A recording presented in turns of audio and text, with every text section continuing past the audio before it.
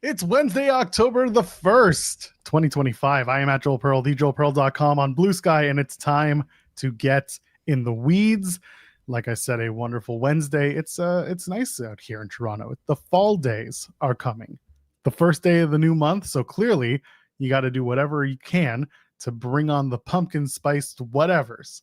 Jeremy Lambert's here. Pumpkin spice Jeremy Lambert. How you doing, pal? No, I'm not a pumpkin spice person. Not doing it. Not doing the pumpkin spice. That's true. Pile driver finisher saying I'm still asleep from going 1 hour past my bedtime. I don't know if you saw this, Jeremy. I ended up doing the NXT post show. I showed down the NXT post show because we can't use the other word anymore. Yeah, that's a banned term, I guess. Pile driver's okay, but invasion's not. 2025, baby.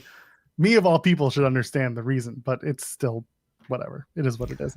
So I went and I ended up doing it. I was only supposed to do like a 10-minute spot, not even, maybe 5 minutes talking about what's going on. Wasn't even planned. I was just popping in to say hey and do the TNA gimmick because people kind of joked about it here and on the TNA post show, and I'm sure on the NXT show some people have made the joke. But yeah, I show up. Kate had just dropped off after doing the main channel puppet reveal. Alex's internet was so bad that we were lagging by like 30 seconds in conversation, so he left. I was solo for a good solid 10-15 minutes before Kate finally came back, and then Kate and I ran the show for about an hour until Alex finally came back and they did another 75 minutes, which honestly for an NXT post show, that's pretty tame. This sounds awful. It was. I just wanted to go to bed.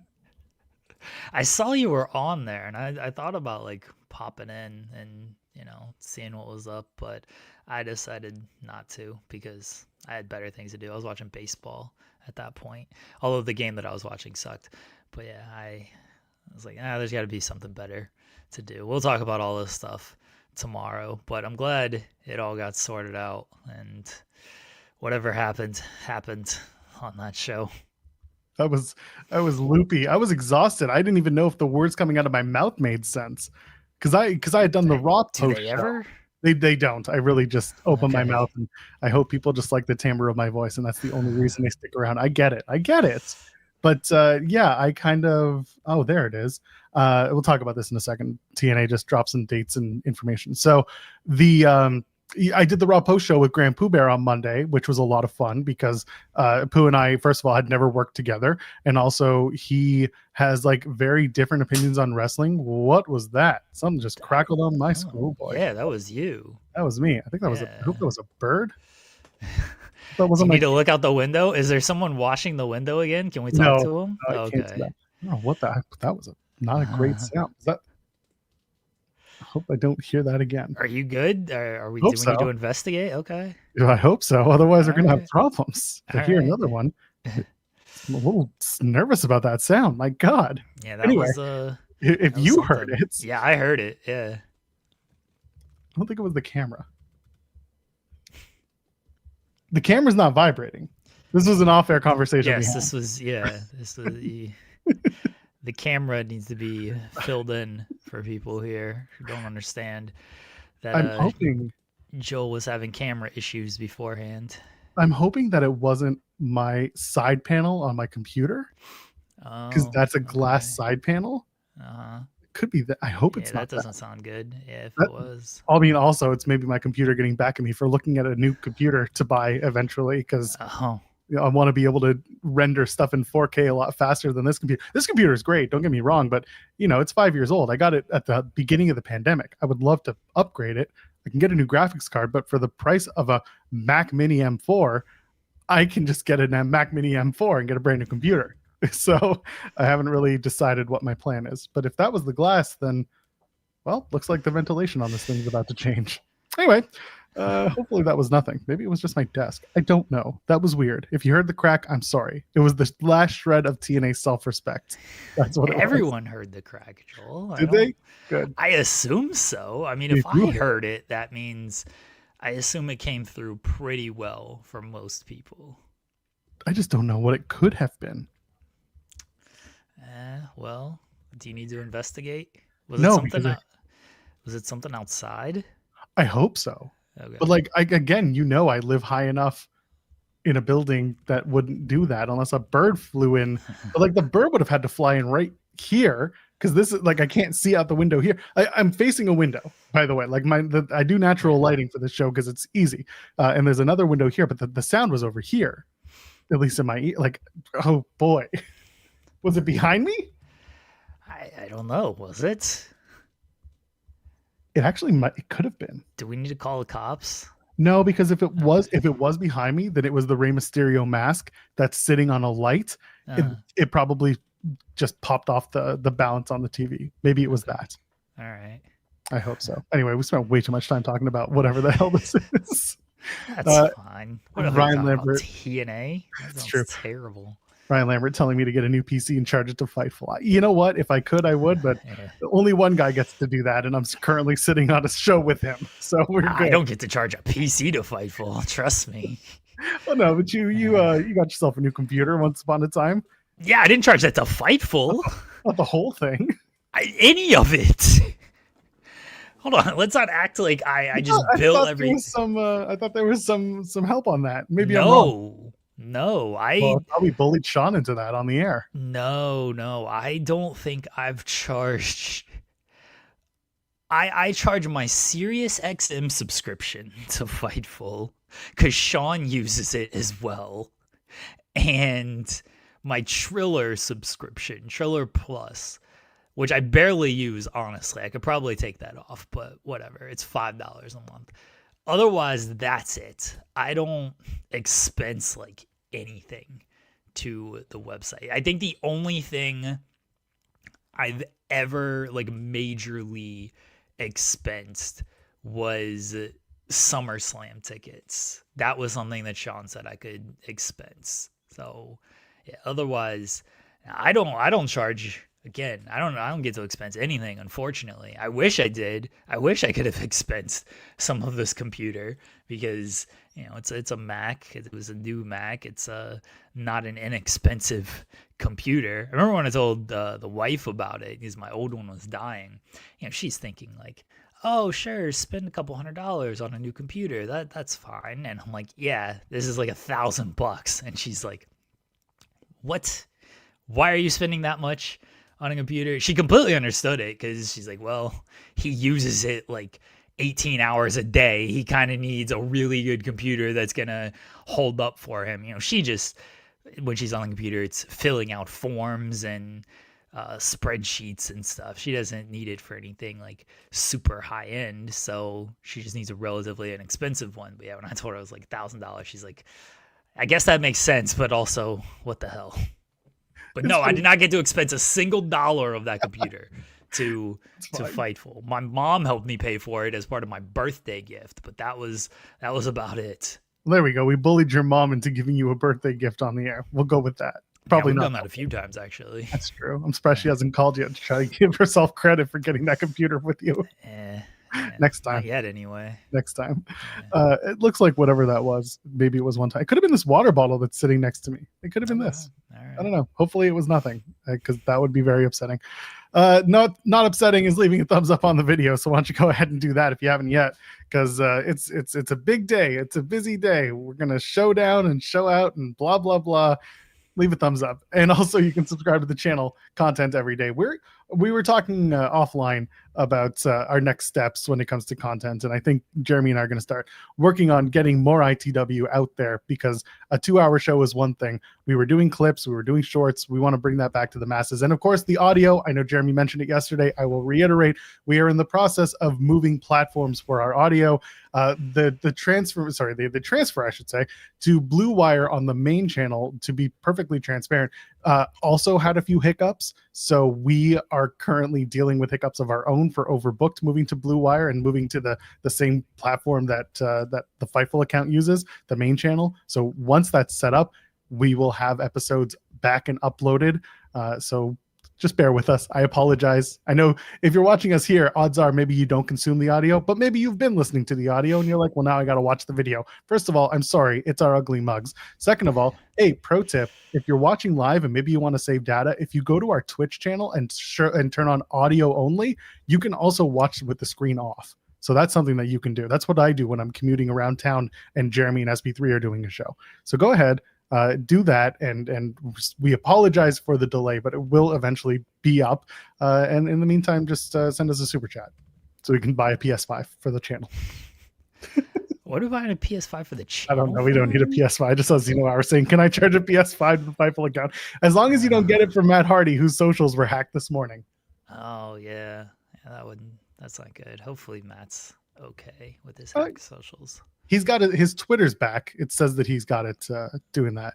Okay. There you go. Someone in our Twitch chat just said that's how they do it, and they're with the cat. So appreciate you. Thank you for doing that. Yeah, our Twitter channel, our Twitter station is still useful for some things, mostly just like these things. I will also reveal the winner of the XP1. I don't know. When would you like this information, everybody? Should we wait till the end of the show, or should I do it now? I will say this: we have a new winner. Zeno Hour did not win this month. Brian Alvarez is gonna be so pissed. Yes, Zeno Hour, you did not win. I feel a little bad because I was hoping you would just continue this run and we would get to see Brian go into a further madness. But you did not win this month, Zeno Hour. Should we do like a secondary prize for Zeno Hour just to get Brian to crack? Problem is he doesn't crack so easily unless it's a cameo. I mean, I'm doing the final numbers here. I'm double checking them. Zeno Hour didn't even finish second. Wow. I feel like he made it a point to pull back this month, so he did not win again. I feel like this was a yeah. I was like, all right, you know what? I've won. I don't know who won last month. Again, I don't know who won in August. I did not actually tally anything up, but I feel like after winning the first 2 months legitimately, and probably winning the third month, let's be honest, he probably did win.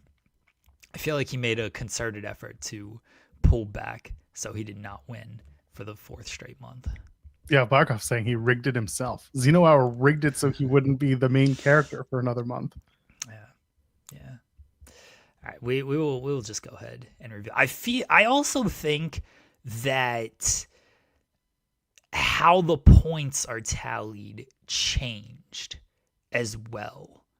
Okay. I think that because in doing the results this month, I'm noticing that super chats count for more than just posting a lot. Yes.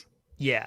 But I don't think that was always the case in the past few months. I feel like you could make up ground by just posting more, because that's how Zeno Hour doesn't send like really any super chats. So we love you, Zeno Hour, but he has to make up ground by posting a lot. But super chats count for a whole lot more this month. Well, there we go.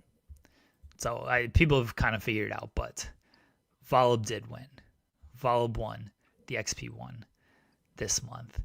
Good luck to Brian Alvarez to pronouncing Volub's name. Don't even tell him. Just put Volub and hope it works. Hope it works out.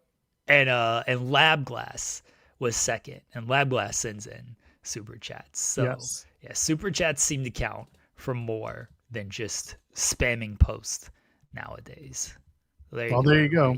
You send in super chats. So when you're Brian Alvarez cameo.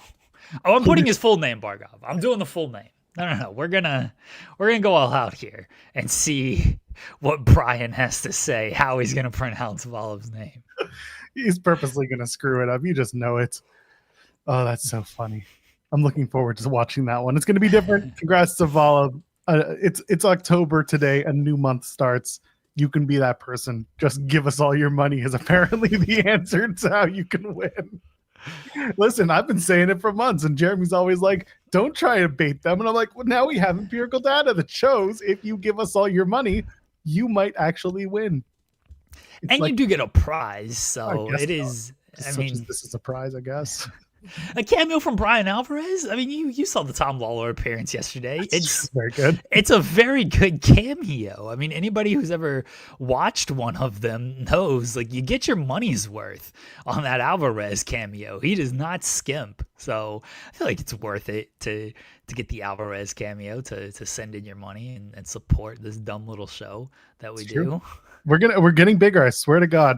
I've been at this for 5 years, not this show, but at this channel on this platform of Fightful for 5 years, and the fact that this show is still going after, what is it, 3 years now? We start in 22 or 23? Start in 23, so it's been 2 years, just over 2 years. Yeah. The fact that this is still going, that speaks volumes. The fact that we are better than Busted Open, the fact that we are, you know, the wrestling takes are fake, and the wrestling is fake, and so are these takes, and the fact that we are the backseat. What did I say? The backseat to your ears, whatever it was. The backseat to your ears? Is that a thing? We're the backseat drivers for your ears. Damn it, I forgot my own slogans. Oh. There was one that was really good the other week that we thought about. I feel like you come up with a new slogan like every single week. So I can't remember them. That's true. I worked nights and saw Joel before I went into work, and after I clocked out, sorry, bro. You know what? This is what you get. Sean goes on vacation and I take over the damn shows. Yeah, that's not good. No, it's not. That's not good. That you want to backseat my ears. That doesn't whatever gets you listening. I don't give a damn. Wet willy people's ears. Absolutely. What do you call? I apologize. Anybody who's listening in like an office or whatever, please turn your volume down. I'm gonna say some outlandish stuff. What do you call when you like stick the dick tip to like someone's ear? That's a thing, right? Like, is it just ear fucking? It's just the tip. Like, it's got to be called something. There's definitely a name for that sexual act. Hold on. If we're gonna do this, I'm gonna open an incognito window. Yeah, look at this. Look this up. Yeah, look this up and see what you call ear fucking effectively. Ear. Earbud. Oh, an earbud. Earbud's a pretty good one. Dicks don't fit in the ear canal. Q-tips. Oh, Q-tip. The sexual act. The Q-tip. Yeah, that makes sense. Yeah, it's a sexual act of putting your penis in a partner's ear, and then oh no, and then ejaculating in the ear canal. Well, yeah. I mean, you gotta. Okay, Q-tip. That makes sense that that's what it's called. There's a lot of different ones here. There's the soggy Q-tip. There's the buffalo Q-tip. There's the Turkish Q-tip. What are the differences? Is buffalo Q-tip like you put barbecue sauce on your dick and do it? Like the tip of the penis. This is all from Urban Dictionary, by the way. Yeah, of course. Tip of the penis is inserted into one of the earlobes and twisted left to right.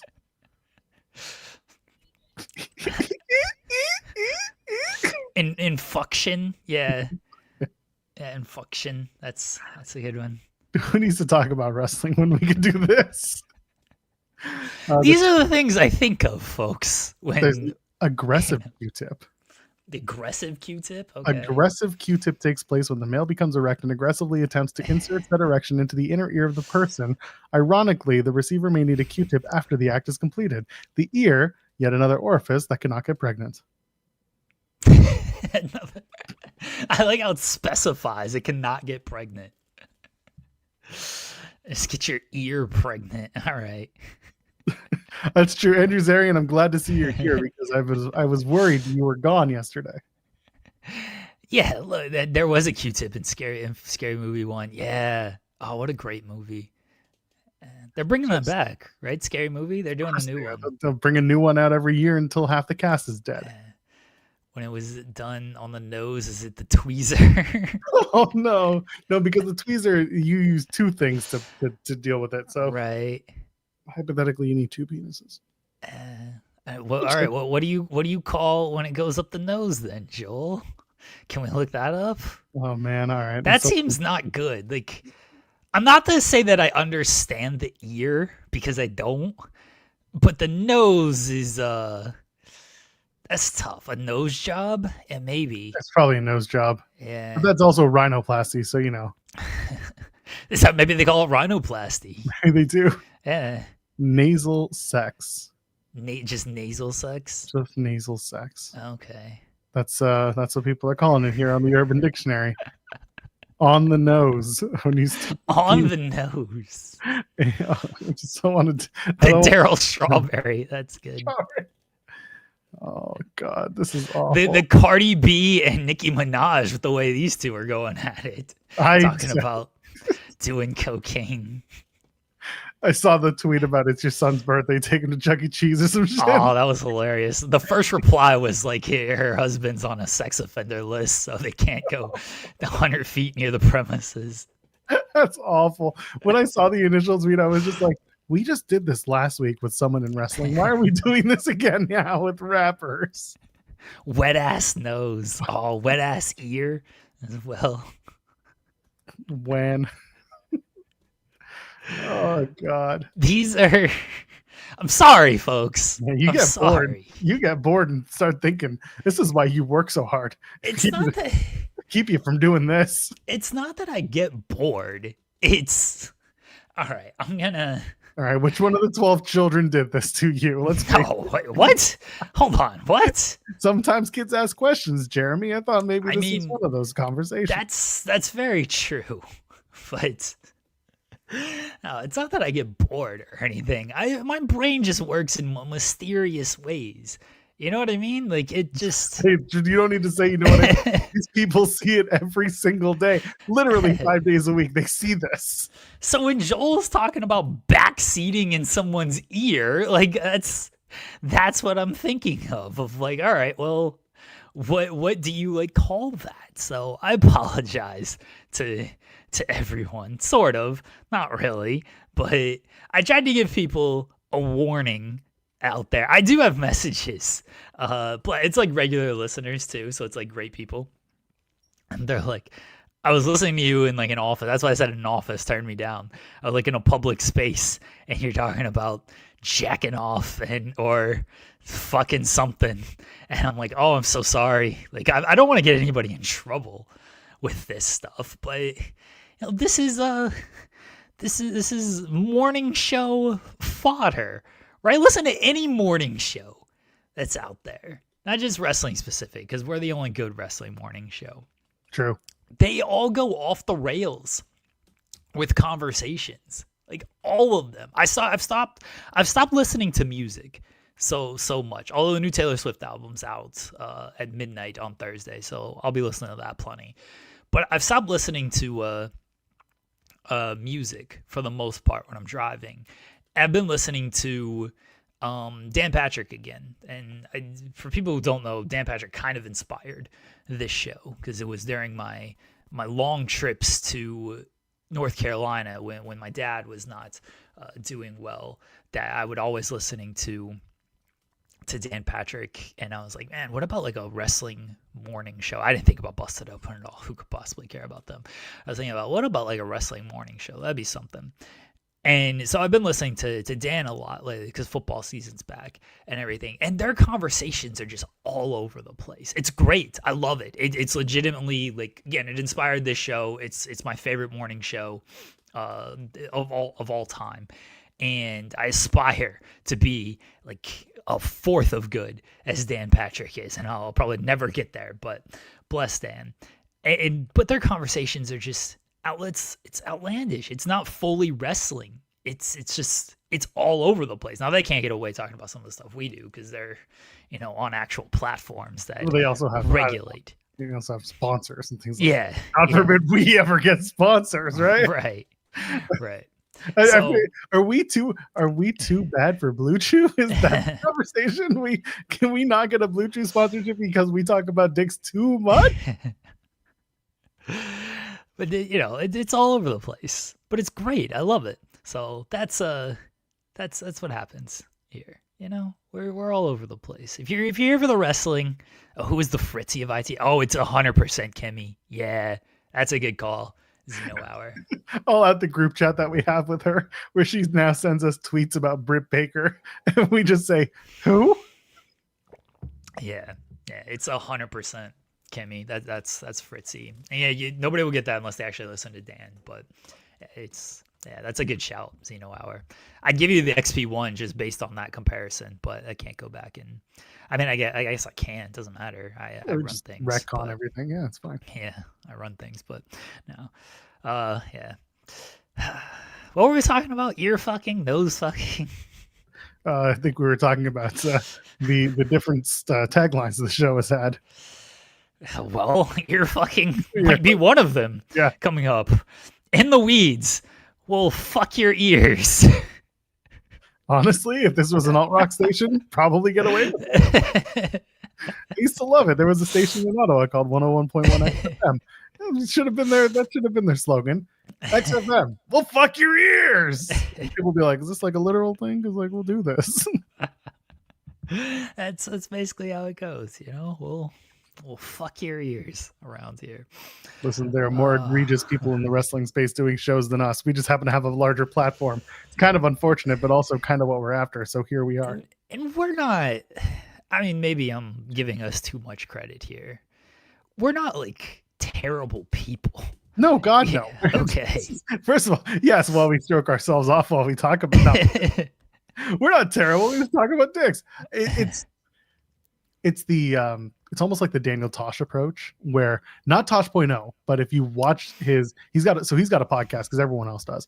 He'll say like silly, sometimes outlandish shit, but at the end of the day, like he seems like a pretty normal guy, despite his own weird being a comedian shortcomings. That's kind of us. Like, yeah, we're weird. We're wrestling fans. We work in this space that should not exist in certain aspects, but we also don't rage bait, like people are said. Like Barkov saying, we're not rage baiting clowns. We're not. We are giving our honest opinions. We're not doing it to get a rise out of people. We're often doing it to get a laugh out of people because it's wrestling. Who could possibly care? We can be annoyed. We could be upset. This could be a place to air grievances when it comes to storylines and storytelling and all that. But like, we're not sitting here and being like, wrestler X is the worst person ever and I hate them because they're not doing the things I want them to do in the wrestling show where they play a character. And those people on those shows, I don't get into that. That's just not my thing. Yeah. We keep it light. We keep it fun. We definitely don't take things too serious. And if there is a serious topic, then we forget about it or move on very quickly. But on top of that, like we're not like just bad people as far as comments and just actions and everything. We might say some off-color things, but we don't say off-color things to upset entire communities or out ourselves as garbage human beings in that way. No, we have fun around here. I'd tell you, all this took a turn. What the hell happened to the show? I mean, listen, people, wrestlers and creators and all that keep coming back to our show. There are surprising people that we find out listen to this show, and it immediately gives me pause to never want to talk again. But part of our duties, it's part of the fun of our show. Getting text messages from people finding out that they listen to the show, being like, "But why? But why would you do this?" And they're like, "It's fun." I'm like, "All right, well, that's just your opinion, man." We're relatively easy listening, I feel like. I think so. Again, without giving ourselves too much credit, because we're just here. We're just chatting. It's banter. When we have an interview, it becomes the same thing that we just become banter. We ask the questions, but then we also ask like, we asked Mr. Thomas about 90s nostalgia, and then you're asking Tom Lawler yesterday about which wrestling commentators he could beat up and things like that. I love that you guys were like, you ended on was it the Ken Shamrock story that ended the first part of the conversation? Oh, no, the one, Vanderlei Silva ended the first part. Yeah, and then we went to... Then SB3 asked about Ken Shamrock. Oh, he did partner Burn Punch in the face. Yeah. Right. It was when you guys were doing the Silva stuff, and then it was just like, boy, this is awkward. And I'm glad that Filthy Tom called you guys out on that. No, fair enough. And it became a very funny conversation out of that. But this is what we do. we shine a spotlight on people, not on performers. Like we want to talk to them. It's like Ryan saying we're the reason Macklin and Deanna Purrazzo started a podcast. Well, in that case, I'm sorry. Actually, their show's very fun. Their show's very good. I've enjoyed listening to the first 3 episodes. Go check it out. Boots to Boots. They were on our show talking about, everything. We can ask Deanna like her thoughts on what Tony Khan is saying about her, but at the same time, we can ask them silly questions about like this hitting kids with fridge doors. Yeah, hitting kids with fridge doors. Penis conversations about see my wieners, things like that. Because we're lucky to have not just the platform, but also just the opportunity to just mess around with these people and make good, friendly content. We're here to make it easy. I've said many times, especially when it comes to our interviews, I appreciate every guest that comes on here, and they're all very generous with their time. Just even coming on this show, probably have no idea what they're getting into. But I don't always want to have a wrestling conversation with them. Obviously, we have a job to do as far as wrestling content and things like that. But they, some of them do a ton of interviews, and all they ask, I listen to a ton of interviews, folks, and I hear the same question every single time. And I'm just like, oh my gosh, like how tired do you get of like actually answering this question? And I get it. People got to get their own content. People got their own stories to write. So they got to ask certain questions. And some of these interviewers probably don't listen to every single interview. So they might not get that answer anywhere else. But when I hear, I'm just like, oh, okay.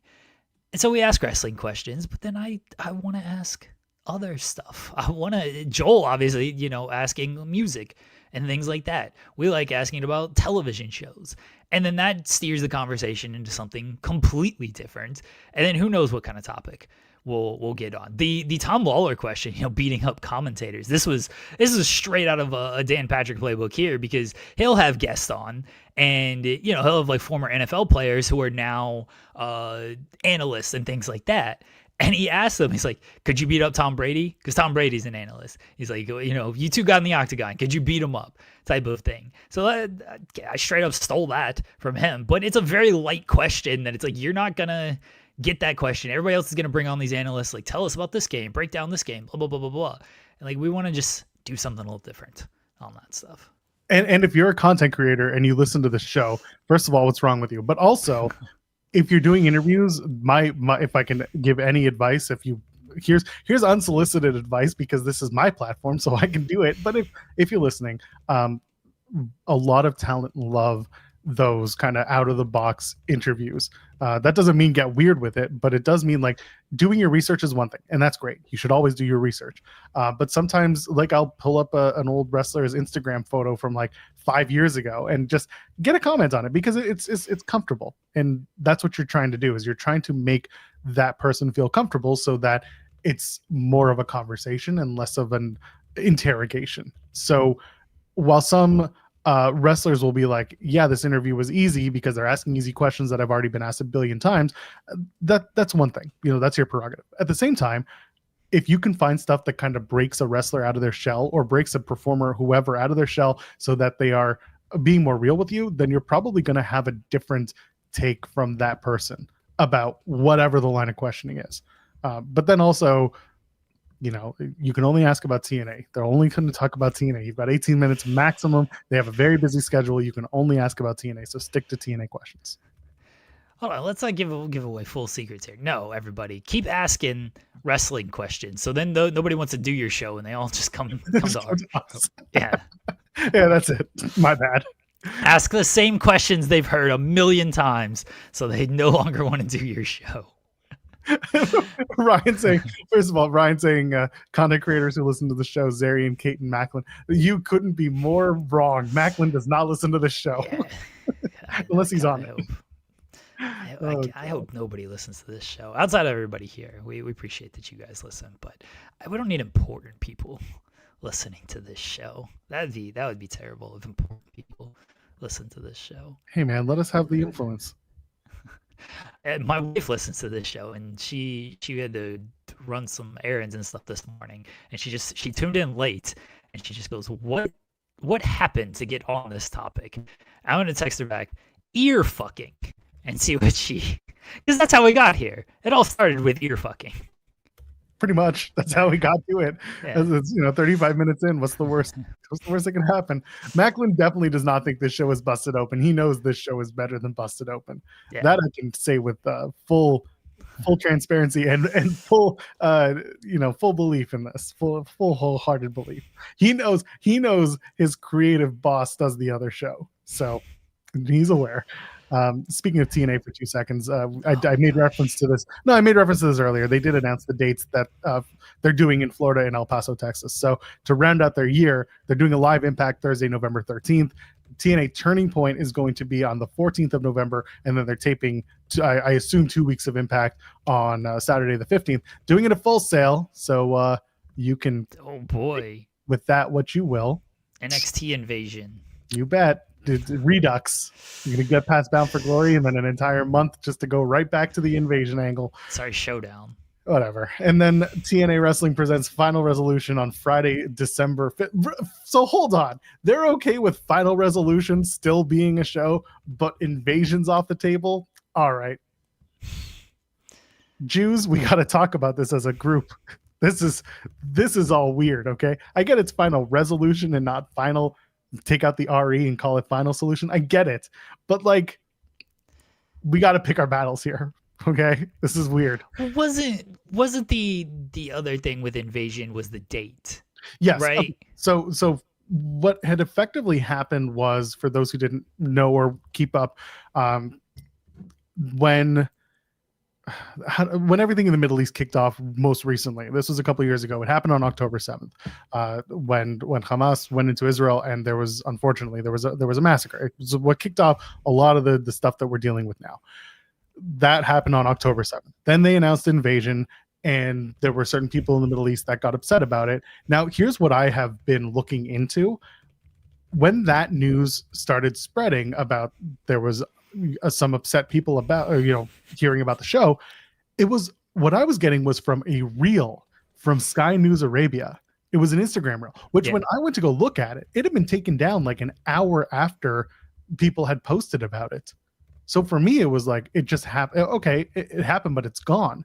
And all the news sites, not all of them, I shouldn't say all of them, but like they either reported it with the reel that was then taken down, or like or they didn't do it at all, which probably would have been the right thing to do in this case, because again, the reel was taken down and nothing was replacing it that I saw.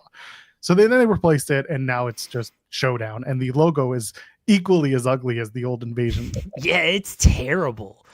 It's awful. I thought that was a 2 at the end, not an N. Yeah. Yeah, it's a terrible logo. It's like, let's make it like the Invasion logo, but we got to make it a Showdown. It's like, why the W? I get it. Like, it's 2 V's, and they're just like, oh, we put it together, make a W. It was, yeah, the way it came about with the Invasion stuff was very strange. It was WWE trying to, take an IP from 24 years ago and like reuse it and make some money off of it. Did huge buys back in the day. It was a thing that happened, but instead they changed it to Showdown, and sure. And like they had Santino come out and be like, no, we're friends. It's this showcase Showdown. It's like, everything's a joke to this man. Everything is a damn joke. So that's why today's episode is The Price is Wrong, because the man made a reference to Showcase Showdown. And I was like, all right, now it's just garbage. That sucked so bad. So terrible that he's like, oh, we've been great partners. It's a showcase. It's a showdown. I would rather them just play Price is Right games. True. I think that would be so much better than if they did wrestling. Ricky Saints trying to bid without going over, but going over every time because he has no earthly idea how much regular items cost because he's so rich. He just spends stupidly on things. It would be so much better if it was just Price is Right games instead of wrestling matches. They just play some Plinko, play some Mountain Climber, This is the stuff. This is the stuff we need. In my brain. Yeah. That's what we need. Who cares about wrestling matches? It'd be so much better if they did that. be much more entertaining. Zeno Hours saying NXT TNA the Yom Kippur War. Hey, an easy fast to my Jewish friends. Yom Kippur does start tonight, so I hope everyone has an easy fast. So final resolutions Friday, December 5th from the El Paso County Coliseum in Texas, and then they're going to do 2 nights of Impact taping the 6th and 7th of December, and that'll round out their year. That's usually 4 weeks of tapings. That takes them to the end. For once, they're not going to take 2 weeks off, or that's a lie. You know what? They're probably going to do 2 weeks and then 2 weeks of best of, and then whatever the Sunday tapings are, that'll be what January is to get them to whatever the pay-per-view is going to be called. Hard to Kill, Genesis, the Showdown, Showcase, whatever, Invasion 5.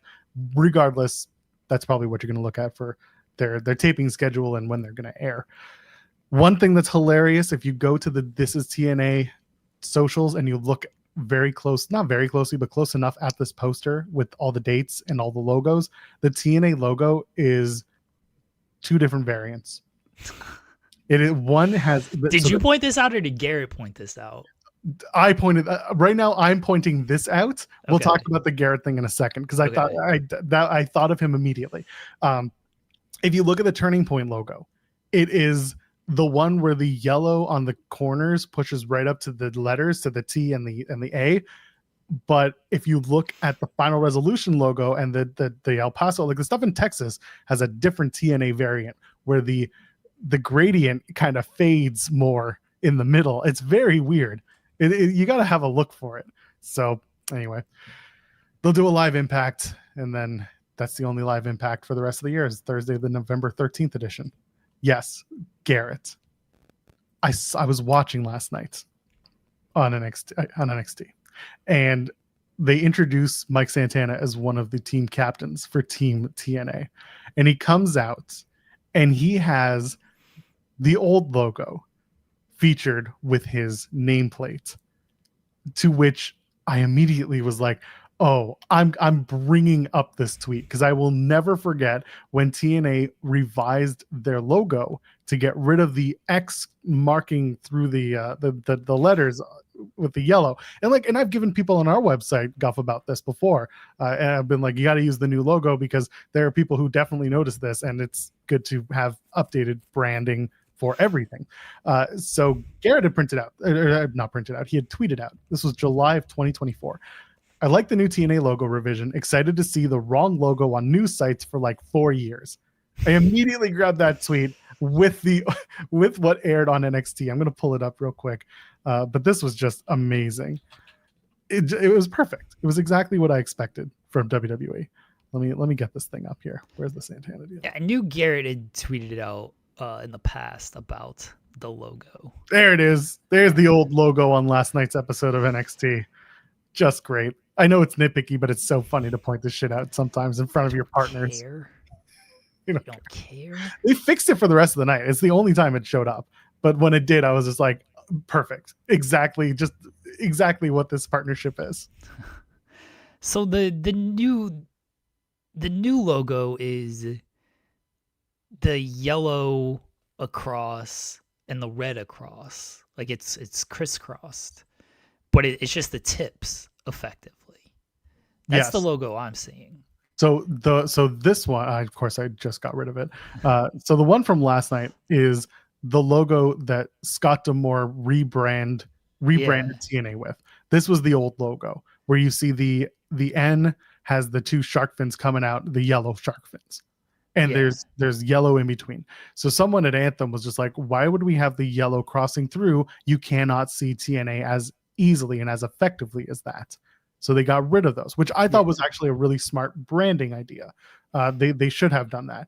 I'm going to get the new TNA logo because, of course, I'm totally prepared for this. It's just the tips that the yellow is there, everybody. It's just the tip. Just the part you stick in the ear that is yellow there. Where's the stupid TNA logo for this? They make this so difficult. Got to open it on a completely different vector. TNA. Did I already have it saved? Of course I did. Under TNA logo, of course, on my computer, because God forbid I actually do this right. NXT logo, TNA logo. Here it is. So that's the TNA logo, like Jeremy was saying, where they took out the middle parts of the yellow and they just come out of the bottom and the top, respectively. Which again, I think it's a lot better. It's a lot cleaner. I always was a big proponent of doing that, and I'm glad they did. But yeah, they aired the wrong one last night, which is great. Just great. Shout out to Garrett Kidney. He's been on the show before. I love that guy. He's a fake TNA fan, though. I called him out the other day. Yeah, because he's like, everyone talks about TNA, which is already false, but he's like, it's always the same 3 talking points when it comes to like the history of TNA, and that's all anyone talks about, the same 3 talking points. Maybe it was even 2. All the content stuff. It's just the same couple of things. And I was like, have you seen Styles versus Daniels versus Joe from Unbreakable? And he's like, no, but I've seen the I think it was the Bound for Glory match, or Against All Odds, not Bound for Glory. It's like, I've seen the Against All Odds match. I was like, oh, you're a fake fan if you haven't seen the Unbreakable match. I don't think Garrett's a real TNA fan, honestly. I feel like he's just playing TNA fan for all these years. I get it. I would do the same. Let it be known, folks. Tweet at Garrett Kidney and call him a fake TNA fan. And see how he might block you. He'll block your ass so fast, and you don't have that relationship. If you preface it with Jeremy from In the Weeds here. Fake fan, Garrett Kidney. Yeah, have you seen the Elix Skipper cage walk? So the tweet was, what's really interesting to me is that a majority of people that talk about TNA history now don't do so from a position of actually watching it. It's all defined by TikTok edits and Chris Van Vliet interviews, which, wow, shots at CVV. Wow, a minuscule amount of engagement with the actual material, which, like, it's a fair assessment, but also you can say the same thing about all the other promotions that have a large back catalog. Nobody really watched WWF 1995 unless your name's Sean Ross Sapp. The only people who did are fake fans. I do that because Sean mentioned recently being a big fan of 1995 WWF and naming a whole whack of shit from it. And then suddenly a bunch of people started talking about WWF 1995. I wonder why that would happen. Damn tastemakers in wrestling. Anyway, 95 WWF's good. It was awful. Anyway, the point of this all rules. Has its moments. It all has its place.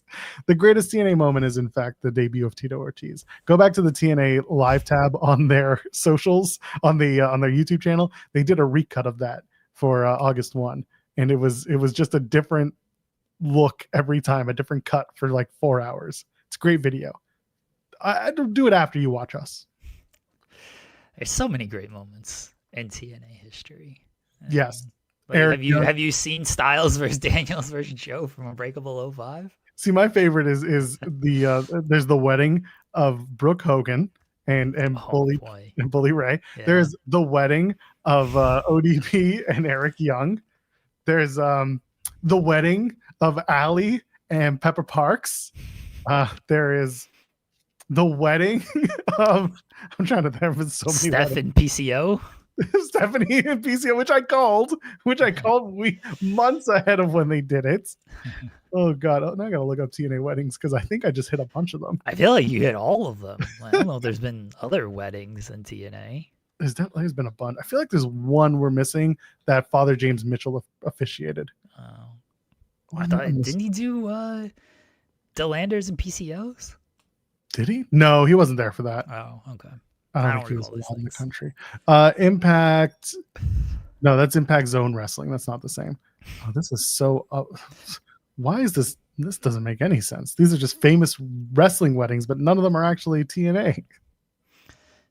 Hey, Monty Brown should, be back in wrestling, doing the pounce to everybody. Laurel Van Ness and Braxton Sutter. That's the Pepper Parks one I'm talking about. That gave Chelsea Green that story. There have been great ones. Great ones. I'm talking about TNA specifically. We're talking about TNA specifically. There hasn't been. When was the last wrestling wedding? Was it PCO and Stephanie? It had to have been. There was one that like Beyond did, or maybe it was Create a Pro. Like the Indies have done one recently, and like because Bear Bronson and Gabby Forza were a part of it, and I had just done the interview with them, so obviously I'm seeing a lot of their stuff on my timeline. So there was that. But yes, wild weddings in TNA history. Yeah, the TNA put up a whole thing on July 30th, As they 2024, as they should, to get you ready for what was the wildest wedding of them all, PCO and Steph DeLander. Rosemary and Johnny Bravo, that was the one. Because that gave me my favorite meme of all time, where someone shoots Johnny Bravo, and when the lights come up, it's Tommy Dreamer. Yeah, I remember that. Over the body meme. No! Yeah. That shit rules. Like nobody's there. Laura Van Ness, Braxton Sutter, Billy Hogan. Okay. Go Jeff and Karen Jarrett. That was the other one from 2011. And then Brian Cage and Melissa Santos. I do not remember this, but I'm sure I've seen it. That's Father James Mitchell. That's the one I'm thinking of. Okay, because you just dragged them all to hell. Yeah, because Sammy came back for that one. Sami Zayn? May as well have been. Oh, okay. Would have been much more interesting. Sam Callahan. Volub, you did win Top Weed. You are the Top Weed, Volub. You did, baby. It's happening. I'm very excited to have Brian pronounce your name. And we are giving him no prompts, as we had mentioned earlier. No. It's just going to be... Or should we have him say nice things about Volub? Maybe we should still have him bury Zeno Hour for losing this month. Yes, that's the one. But you know what? Don't give it away. This one will be full of unexpected twists and turns. All right. We'll just say Volub 1, say whatever you want. It'll be like watching 99 WCW. We should tell him. That's what we'll do. We'll tell Brian Alvarez that we need you to do this cameo in the style of 1999 WCW. And let him just go where his heart contents. Now, Zeno Hour was not second, Louis. Lab Glass was second. We've established that super chats are counting for a whole lot more than previously. They've changed the XP system on YouTube to have super chats count for more than just regular chats. So if you send in super chats, you are more likely to win. Please let that encourage you to send super chats and not send super chats. Like I said, I've said it for months, for years even. Give us all your money and you will be rewarded. I mean, I never said the rewarded part, but it's fine. SB3 saying all my trash talk towards Zeno Hour worked. Yeah, you bullied him off the platform. How dare you? I'd do it too. It's fine. Anyway. Paul says, tell him I'm Zeno Hour using my real name. I mean, we have no way to prove otherwise. So yeah, that's true. Yeah. Oh, it's going to be very funny to watch that. I'm very excited for that. It's going to be a good. We have main channel Monday next week, so we'll see when we want to pull this thing out. Yeah, I mean, it depends on when Alvarez sends it. He's been sending back the cameos pretty quickly, and it's a slow wrestling week. I mean, maybe his personal stuff going on, but I'm sure we probably get it back fairly quickly. We might do it on main channel. Take the kids to swimming and do the cameo from the pool. What do you want? True. I mean, that's possible. Hear all the kids in the background going swimming, but it'd be very funny. Yeah. I'll send it in and see that. See when we get it back and see when we end up running it. There we go. All right. The big question coming out of last night. God. It's not. Can the Reds come back from a 0-1 deficit against the Dodgers? No, can the Yankees come back? That's what I watched last night. I watched baseball, folks. The Jays are in. They won the AL East. Everyone's happy. Worldwide contentment across the board. That Yankees Red Sox game was electric, man. That was such a that was theater right there. That was cinema. Cinema, as the kids say. That's right. I always say it, like I don't think I make it through a full game of baseball during the regular season. And there's 162 of those bitches. I don't watch a full game at all during the regular season. Playoffs, I had that shit on from 1 o'clock to... I turned the Reds-Dodgers game off early because it was like 6-0. And I was like, Reds probably aren't coming back here. No offense. But I'm not going to sit here and watch this. I'm going to put something else on.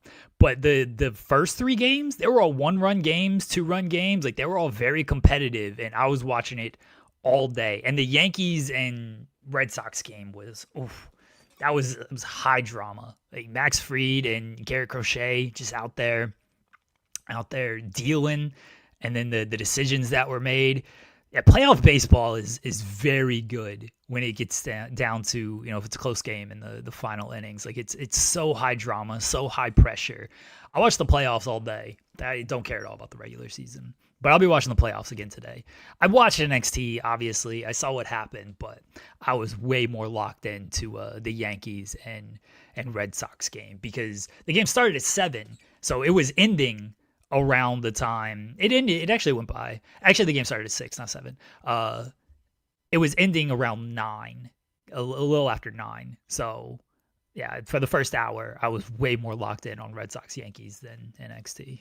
I mean, I was not doing anything else watching wise. I was just barely paying attention to NXT, and then somehow wound up doing a post show. But regardless, my big thing wasn't Kalani Jordan being a team captain. It wasn't Trick Williams getting involved. It wasn't that, most of Team TNA are former WWE stars that are now working in TNA. Some most recently is 3 months ago. No. The most egregious thing. How do they get a Cybertruck in TNA? Who can afford that? Those things are expensive. It was Moose, right? Moose. It's almost certain that was Moose. He was behind the wheel. So he either rented it for the day and said, guys, look how cool I am. And everyone was like, yeah, Moose, you were cool. Or he actually owns it and drove it to work. Moose probably has it. I mean, he's on a good deal. Yeah, he's got that TNA 5-year contract money that they don't like us talking about. He's got NFL money and everything. Like, Moose has been around for a while. I assume he's been relatively smart with his money, which I know might be not a thing wrestlers are accustomed to, but Moose probably owns that thing. So I feel like he would just show up and be like, guys, AJ Francis let me borrow his Cybertruck. Yeah, AJ Francis probably has one if he wants one. I don't know if AJ's a Tesla guy. I'd like to, in my headcanon, he is absolutely not, but I'd like to think that AJ's more of a Rivian guy. If he's going to own one of those trucks. Listen, all the owners of big major companies suck, but here we are. Someone got a Cybertruck in the shot, and they're all happy about that. Does that mean this is a tax write-off? No, it doesn't mean it's a tax write-off. But yeah, Moose was there. Moose is part of the men's side of things, I believe. He's on the men's team. Yeah. So there's that. They really, really found a way to make you not give a shit about these teams. They immediately killed it with the whole, it's a showdown, it's a showcase. It's like, what? What did we do? Friends. It's actually a friendly match. It's like, then what were we doing these past few weeks? Complaining loudly on the internet. You guys complaining online, showing up last week to ruin the main event. And then they killed it further with putting Kalani on there on Team TNA. And it's where's Indy? Where is the contender? Why is Kalani on this team? But when you see that it's just, it's a showcase, well, okay, I guess Kalani makes sense. She's the TNA Knockouts champion. You want to showcase the TNA Knockouts champion. They killed the stakes, if there were any. There's no stakes on this thing. It's just, let's go out and have fun, competitive wrestling matches, 4-on-4. We don't actually hate each other. We're working together. Like, all right, why am I tuning in to watch this? To see good wrestlers wrestle? That's every week. I watch good wrestlers wrestle every single week. They killed it further with Javon and Leon Slater, which they made for a great team. That was cool. But then they team, and then they're going to be on opposite teams because, showcase. We know they don't dislike each other. They're friends. They got along great last night. They had a great tag team match. And then they're going to face each other at Bound for Glory, so it's at least a nice lead-in to that. But there's nothing to sink your teeth into with this. It is just, like, Santana tried. Bless. Like, he's trying to give it a little bit of heat, but it's him and Trick, but they have the heat, and that's good for their Bound for Glory match.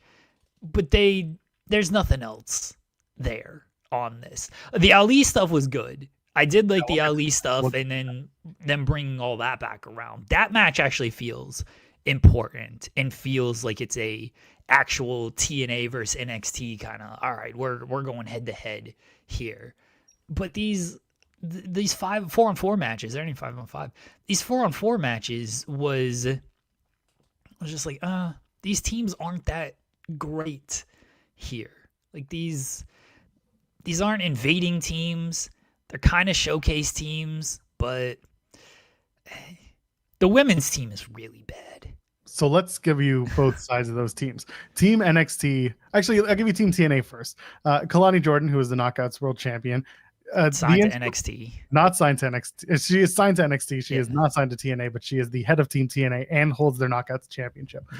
The Inspiration, who Kalani Jordan spoiled the results of the tag title match, which is Thursday, and she tried to pick it up, being like, in my opinion, it was like, no, you said it. You said the new Knockout Tag Team Champions, and then she's like, in my opinion.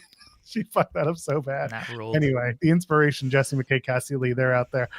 Again, former WWE superstars. And Mara Sade, that they were close to saying people were like, oh, she can't remember the new name. No, she was trying to make the point that she was Jakara Jackson in NXT and now Mara Sade. So she's part of it. I'm happy that Mara is getting the shot because honestly, and I said this on the NXT post show last night, Mara in on TNA has actually been a good time so far. Not only as a performer, but just you see the development there. I think her change of pace and her change of place has done wonders for her and her character. When she got her start off, not her start, but her return to the indies, if you will, after she left WWE, it was a little rough. And I think TNA, she's been working with the right people. And so for her to get this opportunity, that bodes well for her, both as a performer and also as someone who might be interested in making a jump back to NXT and to WWE down the line, because they clearly want to see her again. On Team NXT, it's the NXT champion JC Jane, is Jada Parker, who defeated Lash Legend in a match during the night. Sol Ruka's in the match because she's the North American and Speed champion, and Lola Vice, who had to beat Fallon Henley to get her spot in. The way that they got to these people, and also, yes, breaking news, she is Latina. Thank you. I got to remember these very important points. The way they got to the team wasn't so bad. Again, like they all make sense. Jada Parker and Lash Legend's a weird one because like Lash was going to captain the team, and then Lash wanted to go after Jada Parker, and Jada Parker wanted to go after Lash, and they they had a match, which means one definitely was better than the other. But other than that, it just the teams work. Sol Ruka's a champion. JC's obviously a champion. Lola Vice had a match with JC, so she respects her, and also Lola won the match against Fallon Henley, so. Like they made sense of the teams. That team NXT team is losing as well. Yes. Oh, 100%. Yeah. They are losing. And then on the men's side, this is the one where this is the only match that I see Team TNA winning.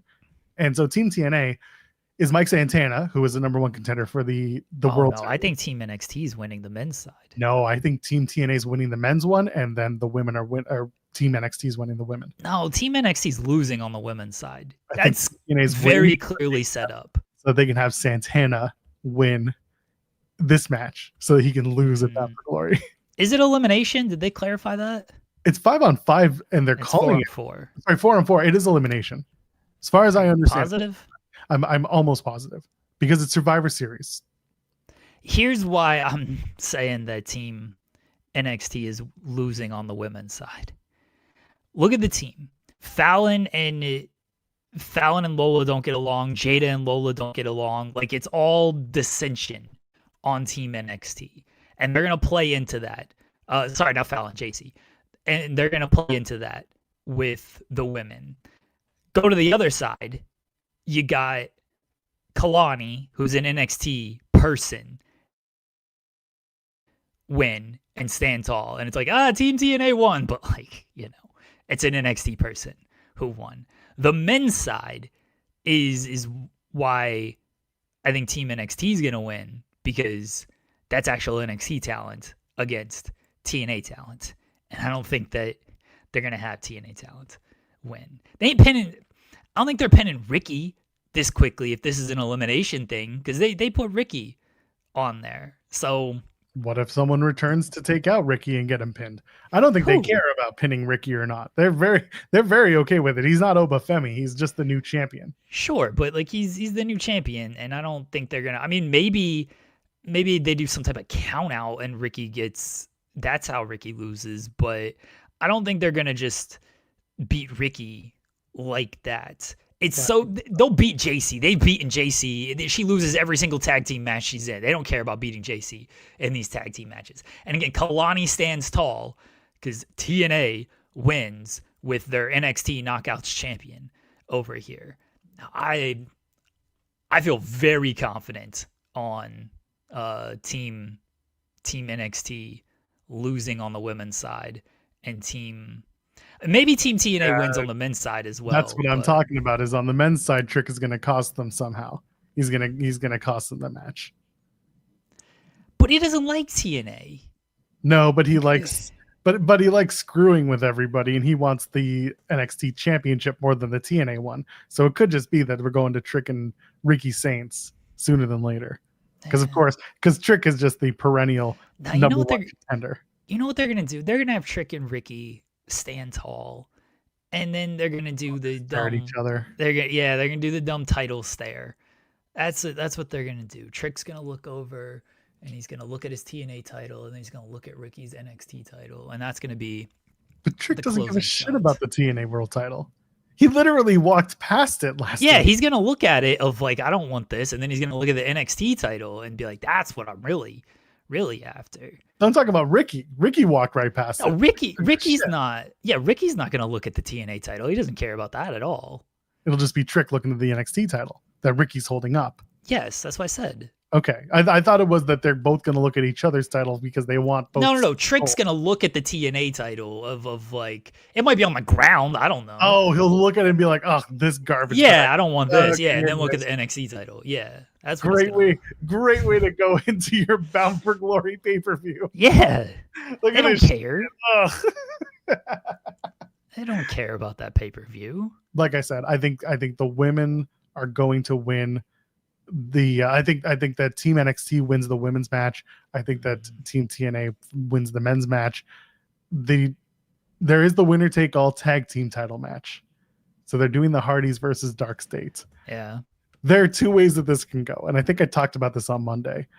You can either have Dark State win, at which point they'll put the titles up in a match at Bound for Glory, which I would not hate because at least you're going to get some sort of tag team title match, and you take the titles off the Hardys, who can then do the match with Team 3D, and it's not about the tag titles, it's about the one last time table match BS.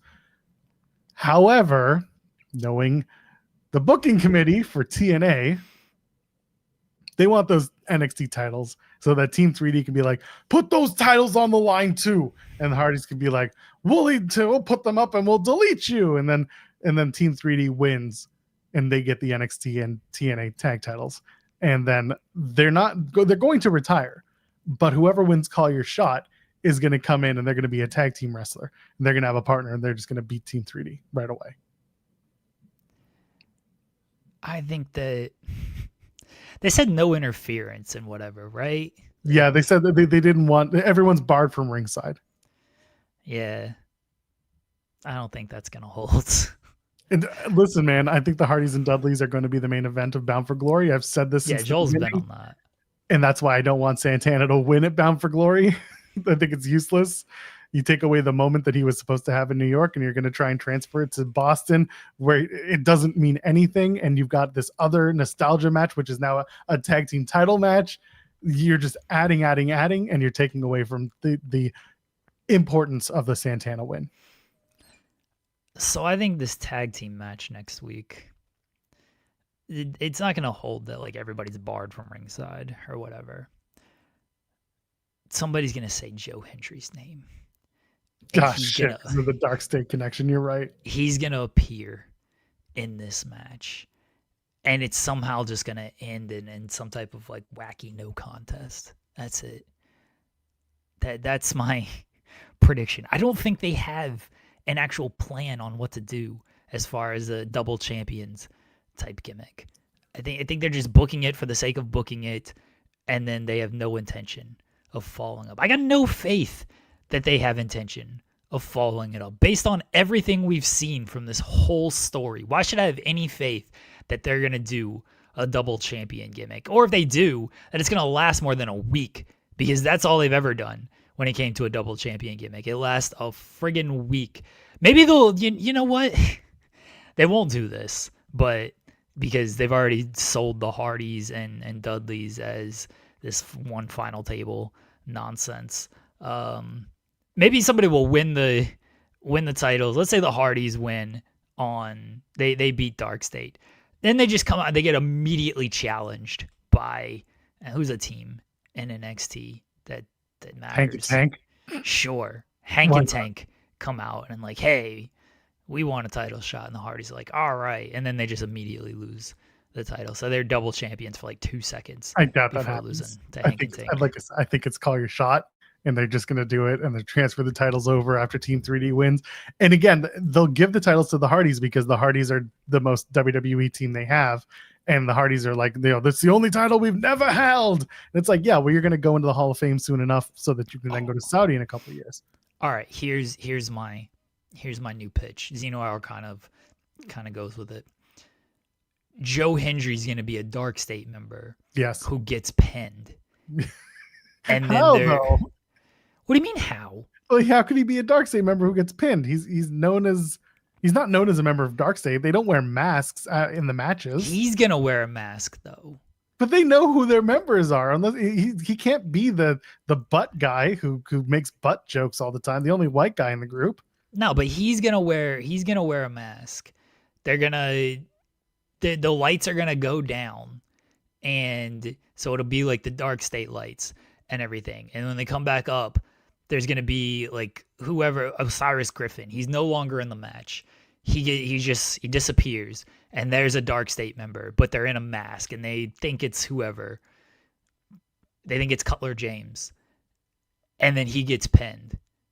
And then that's the end result of the match. And then the Hardys are celebrating everything, and the Dark State, whoever here, Saquon Sugars, he takes off the mask on the guy, and they see it's Joe Hendry, and then they're like, no, that he's not a Dark State member. You can't pin him.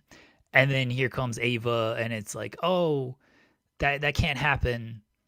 We're gonna that match is null and void, and then we'll never do a rematch or anything.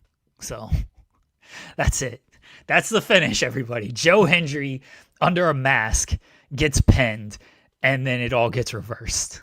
People are saying Joe Hendry is like the referee that comes out to replace the referee that gets bumped in the match. Oh. That's possible. I like the Hardys will be like, Joe Hendry, and out he comes, you get the pop, and it's ridiculous. We're gonna go back to this in a sec. Well, that's the same thing. That's the same thing of It's the same thing of just doing Joe Hendry counts the pinfall, and then they're like, oh, this doesn't count as a real match because Joe Hendry became the referee. So regardless, Joe Hendry gets involved and the match is null and void. Yes. Jay Miller asks, do they throw out the NXT versus TNA championship match? So the way Ava explained the tag title match that we're talking about that's what created the confusion.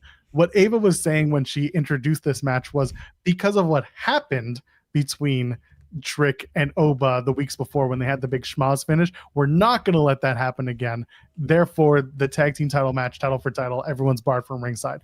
That's what it was. It was never that she was making a rematch for this. It was that she was comparing it to what had happened before. So a bunch of people ran with the idea that it was a title rematch. It was just a really badly explained situation. Yeah. That's all that was.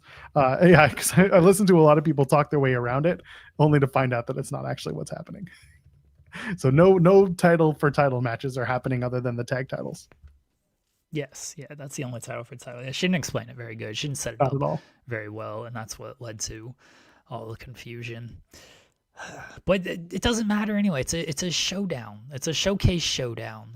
These people are all friends. They've all been working together very well. Besties, in fact. Yeah. What a way to just throw water on your whole storyline with that.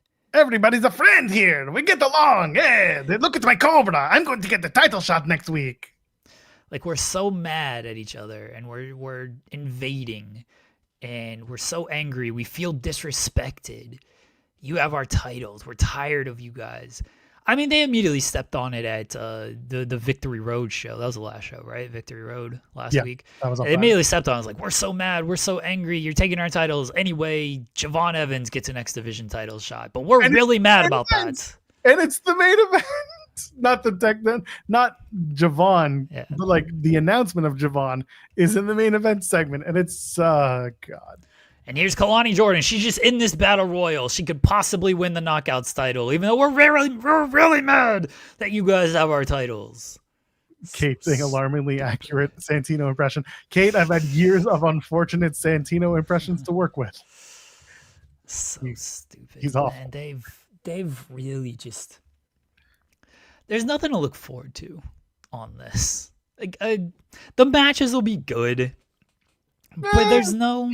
Ali and Ethan Page will be good. Yeah, we're waiting to talk about that next. But looking at this, like, I'm not exactly expecting the Hardys versus Dark State to be this, 5-star classic that everyone talks about. Like, I can't even talk about my favorite JC Jane match anymore. So I got that, taken away from me. Thanks a lot.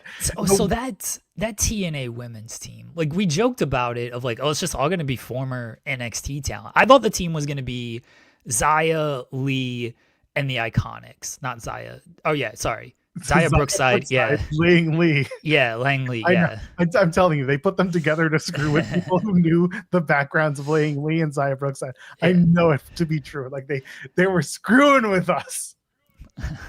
So I thought that was going to be the team anyway, and Indy. So that was all former NXT talent anyway. Like the Knockouts division just. It ain't got a whole lot of homegrown talent. Like it's all former NXT talent. At the moment. Kate's pointing out Tasha Steelz. Like Tasha's done a few spots and had a couple of matches. She's not as prevalent. She's also, her focus is the Alicia Edwards, part of the Hardcore War, blah, blah, blah. Danny Luna, everyone's asking why not Danny? And that's a good shout. Again, I bring up Jody Threat is the other one because I'm biased, just Torontonian. But Danny at the very least should have been a part of this. At the same time, looking at everyone, they're all baby faces on Team TNA. So you kind of couldn't muddy the waters with Danny Luna from a kayfabe storyline standpoint, where she has just turned heel in like the most evil ways, and therefore you can't trust Danny Luna. That's the only like kayfabe explanation I can give. But I agree from a performer standpoint, Danny should be given that shot just as much as I would give it to someone like Jody. Rosemary being mentioned in the chat.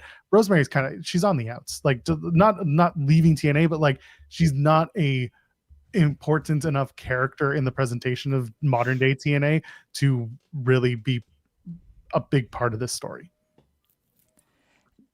Going with who they went with was just an odd choice because Zaya and Lee were kind of the two people that they had focused on, and they're not even in the match. They've been on TNA or they've been on NXT television. They were shown backstage, like walking. It's like, what are they doing here? Type of thing. And then Lee she faced Kalani for the title at Victory Road. Zaya had been on there. She was in the Speed tournament. So at least they had like a focus on those two. Inspiration, I get it. They're probably your most popular act in that division. Mara, like she's been doing great work. It was just a weird choice because she's been there for like 2 months. And then if you're going to do Mara, which is fine, you got to put Lash on the other side and not Jada. But this is why I think that Team TNA is winning this, because they put all the dissension team on NXT with Lola, Jada, JC, Saul even. Like that's just a team full of they dissension. did 2 baby faces and 2 heels on that team. Yeah, and so that's why I think that Team TNA is going to actually win that. They did that with Team Men's NXT as well. We got Ricky and I guess it's 3-on-1 because Trick is the only heel. You're right. So I was thinking Ricky's a heel because in my head he is going to turn soon enough. I mean, Ricky's just Ricky. The men's team on Team TNA is kind of what I expected. I didn't think Leon was going to be there, but then it made sense with the Javon stuff. I expected Moose and Kazarian and Santana. Those 3 pretty easy ones. I thought it might be Cardona and maybe Matt. This is one when I thought it was 5, by the way. I know when it was 4. I would have still gone Santana, Moose, and Kazarian. I was very set on those three. The other, I could leave room for, again, someone like Cardona, Macklin, Eric Young, someone who, again, had been maybe a little focused on during all of this. Leon makes sense, but then it doesn't make sense in the fact that we just saw him team with Javon, but it's a showcase. It's not an invasion. They're not going against each other. They did a little dissension with Javon and Leon after their tag team match. So like they tried to sow some seeds, but it was just, a little pushy push. Other than that, yeah, I like I said on Monday, it was inevitable that Leon and Javon would be opposite each other on the teams. That just felt to me like they would go that way. Santana, obviously because of Trick. Moose, it felt like it was either going to be Moose or Eric Young, but they like Moose because they've had him on several shows doing multiple things, whether that's a talking segment or a match. It just felt like Moose. At one point, WWE was after Moose, so this is just kind of that opportunity given to him. Frankie has been a TNA guy since the beginning. Yes, he did AEW. He went to AEW for several years, but like you think of TNA and the history, you get Frankie Kazarian. He's been there since literally day one, so it makes sense. Plus, he just won the international title. Macklin is the other guy I would have put him with, but it just makes sense with Kazarian in this case. Macklin not being part of this doesn't really surprise me. He hasn't really been very, he hasn't been a part of this. I'll put it like this. The week where they brought out Macklin and he's walking through the halls with, of all people, Victoria Crawford, the former Alicia Fox. That was the moment where I was like, oh, they do not give a shit about him being here. They just do. He's just here as a body. That was it. That was like, okay, there's no plan to bring Macklin in for this. And he's been open about, doing it if it's presented, but at the same time, I don't think he necessarily needs it. I think there's a lot of opportunity for Macklin backstage at the PC when he's ready to take that on. But for this match, it was just kind of like, I don't think he needs to be there. I'm sure he would love to just have the opportunity to be, working that stage again, but I don't think it keeps anyone up at night. Everyone on the Team TNA side, like you said, makes sense. It feels underwhelming because you're comparing it to Ricky Saints, who's the NXT champion, Trick Williams, who's the TNA champion, Javon Evans, who is having a hell of a week and has the momentum, Miles Bourne, who they're trying to push and have been trying to push as a main guy for the last little while. They took one person from every team and basically said, like, okay, you're going to be a standout. So like you can argue Jada Parker for the women, Mara Sade on Team TNA, Leon Slater for Team TNA, and Miles Bourne, and not even Javon Evans, but Miles Bourne more so for the men. So they picked one person and made them like, okay, this is the someone to keep an eye out for on each team, which like, I get that. It's just not, there's nothing here that's like so interesting to me that I got to see it. Well, this is what I said going into it is TNA doesn't have that guy. I know you advocated for Leon, but Leon's an X Division guy who has really good matches, but you don't look at him and you're like, this is the TNA guy. He doesn't feel like a big star, like, when Joe was in the X Division or AJ was in the X, like when they were there, they felt like the TNA guy, even though they were in the X Division. Leon's not at that point yet. He might get there, but he's not there.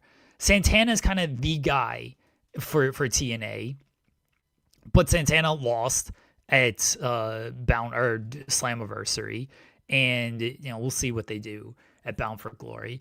And we've seen Santana enough kind of just be not undercut, but he just doesn't feel as big as in some instances. And again, TNA just doesn't. Moose and Kazarian are not those guys. They don't have that guy. They just don't. So anybody TNA was going to pick was going to feel a little bit less than because they just don't have that guy. NXT, I mean, Ricky's there as the champion. Oba definitely would have been there. It's like, oh yeah, this feels like the top guy who's messing with this one. Trick even feels a little bit like that because he's been there a while. He's very established. He's won all the titles. Like Trick feels like, yeah, he feels like a strong representation for the brand. And it's the same thing on the women's side. Like JC feels like a strong person. Soul feels like a strong person. Kalani feels like the strongest person on TNA for reasons. TNA otherwise on the Knockouts division they don't have that girl who it feels like.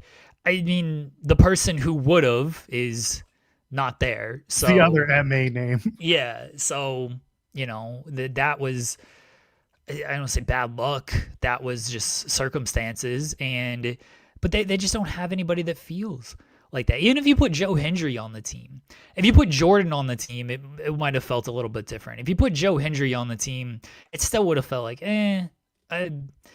he's been so reduced to meme wrestler that he's never left.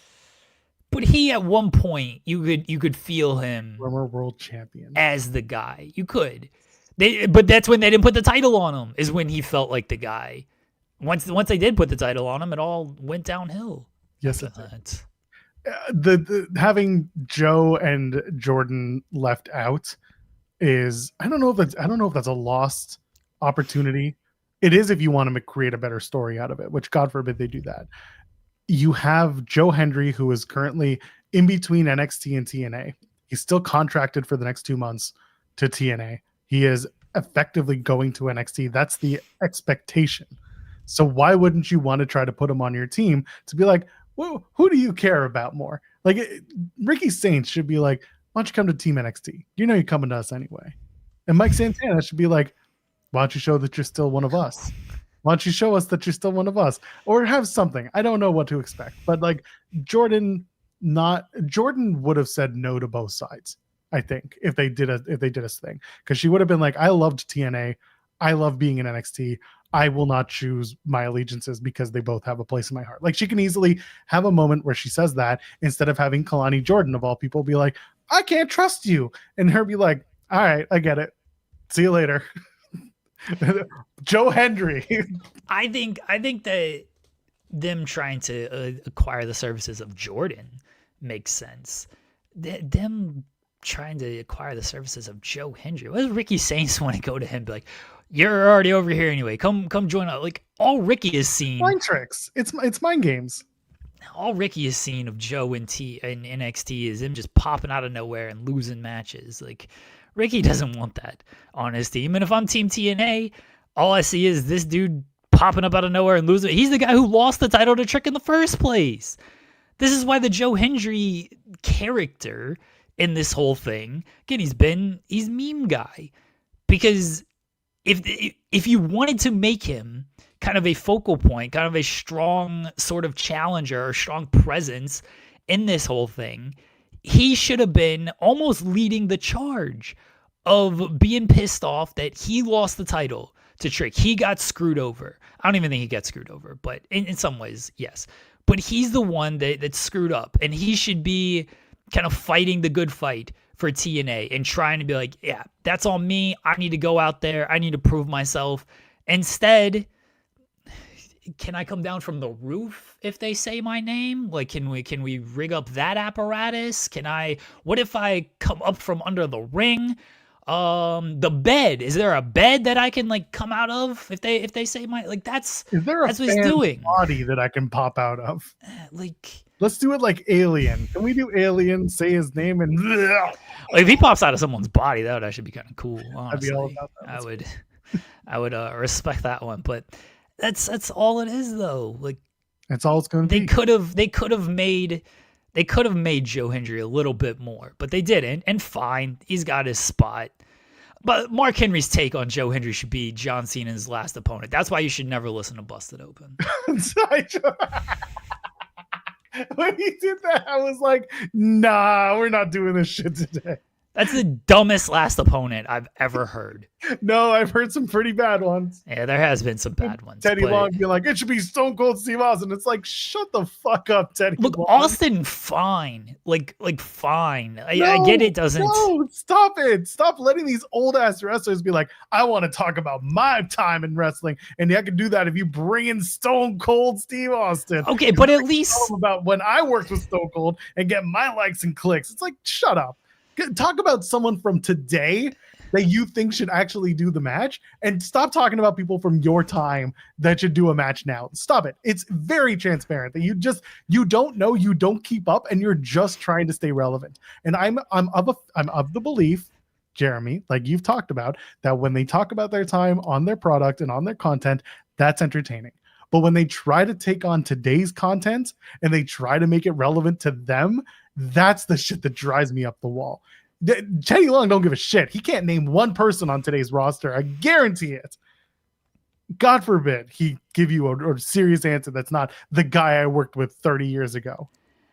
I will give Teddy Long a little bit of a pass in the sense that, look, is Steve Austin the person who should face John Cena's last match? No. But at least Steve Austin and John Cena is like a really cool match. It doesn't help anybody, but like it's two of the biggest stars of all time in an icon versus icon showdown. Like it's a really cool match. What does a Joe Hendry match do? I saw Joe Hendry lose in 3 minutes to Randy Orton, and all he's done since then is lose and pop out of things. Joe Hendry, he's 37. It's not like he's this young guy who is the future of the business or anything. I think Joe Hendry's he's probably got many more years. He's taking care of himself. He didn't wrestle a high impact style or anything. I hope he's around for a very long time. But Joe Hendry ain't a guy they're putting like equity or stock into moving forward. He's just or that they've even put into in today. He's in NXT. He's just popping out of stuff in NXT. Just because he got one spot at WrestleMania that they never reference, and no one, Randy Orton certainly doesn't bring it up. I get a 3-minute match because we got publicity. We got numbers out of it. That's it. Joe Hendry is an awful choice. They got social media numbers. Come on. Sure. Yeah. Sure. Those 30 cents went far. Joe Hendry would be a terrible, terrible choice for a last opponent for John Cena. Like there's no real connection to it outside of Joe Hendry just says he wants it all the time. There's no future building or upside unless you are going to make Joe Hendry that guy. And look, if their plan is to put the world title on Joe Hendry at WrestleMania, fine. Give him the last match against John Cena. If that is your actual plan with Joe Hendry. We know that's not their plan. We know that's not where they're going. So what does it accomplish with the Joe Hendry? Again, Austin, it's not the best choice in the world, but at least you're selling that as like, hey, this is two legends right here. These are two of the biggest names of all time. You never thought you'd see this match. And now here it is as John Cena's last match. I can at least respect that aspect of it. It should be Batista, by the way. Fuck all your other suggestions. They're in Washington. They're in Batista's hometown. That's right. And Trump's going to be there, and Batista's going to powerbomb his orange ass as well. Great. All about it. When they released that all gold John Cena thing, and Triple H was like, this is the last time you're going to see him. I'm like, all of my media pals, be prepared, because when they ask you for extra identification, you will know who's in attendance. You're going to see it. So Bugaboo saying it could have been Hendry if the retirement tour was Cena beating and putting over newer talent. Yeah, the one that hasn't been the retirement tour. Two, if you're going to do that, do it with talent that you are actually invested in. That's where you do it with somebody like Braun Breaker, with someone like Carmelo Hayes. You do it, someone like Dominic Mysterio. You do it with talent that you've already invested in the main roster. That could use that type. You do it with Obafemi, even somebody like Trick. If you want to go to NXT, they have shown no real investment to Joe Hendry outside of, hey, let me pop out of stuff. I don't think they're fully invested in Carmelo Hayes either, at least not yet. But we've talked about it. Like they haven't done the best with him. I'm not gonna pretend otherwise. But he's getting featured spots, and he's been getting featured spots. It's been hit and miss. Melo has missed. It hasn't been as consistent as you would like it to be for someone like him. I know people are like, oh, well, The Miz, The Miz, The Miz. Like, The Miz has been on TV for years and years and years. If you're working with The Miz, you're doing something right in the fact that they feel they can put you in that spot with The Miz. It's better than doing nothing. How many people do they have that literally do nothing out there? So at least if you're on TV, even if it's with The Miz, even if it's only one match or a couple minutes a week, like that's still better than like, well, we have nothing for you this week. Don't even bother showing up, or show up and just chill and catering. No, they haven't shown full investment in Carmelo like they have somebody like Braun Breaker, but they've shown more investment in Carmelo despite what you might have complaining about his booking. They've shown more investment in him than Joe Hendry because they've got Carmelo on the main roster doing stuff. They've got Hendry popping out of stuff on NXT. It's the way it should be. Just pop out of stuff forever. You know what they should have done with John Cena if they were to ever give a Joe Hendry match to John in those 5 months where he turned heel? Two things. One, they should have sent John to Mexico to work AAA, put the mask back on him, put the hood on, and have him reprise Juan Cena for one last match. That should have been it. He should have faced Mr. Iguana in that match, by the way. That should have been it. Have a ring rope spectacular. He walks the ropes. John Cena does a full lucha just a whole lucha experience. John Cena.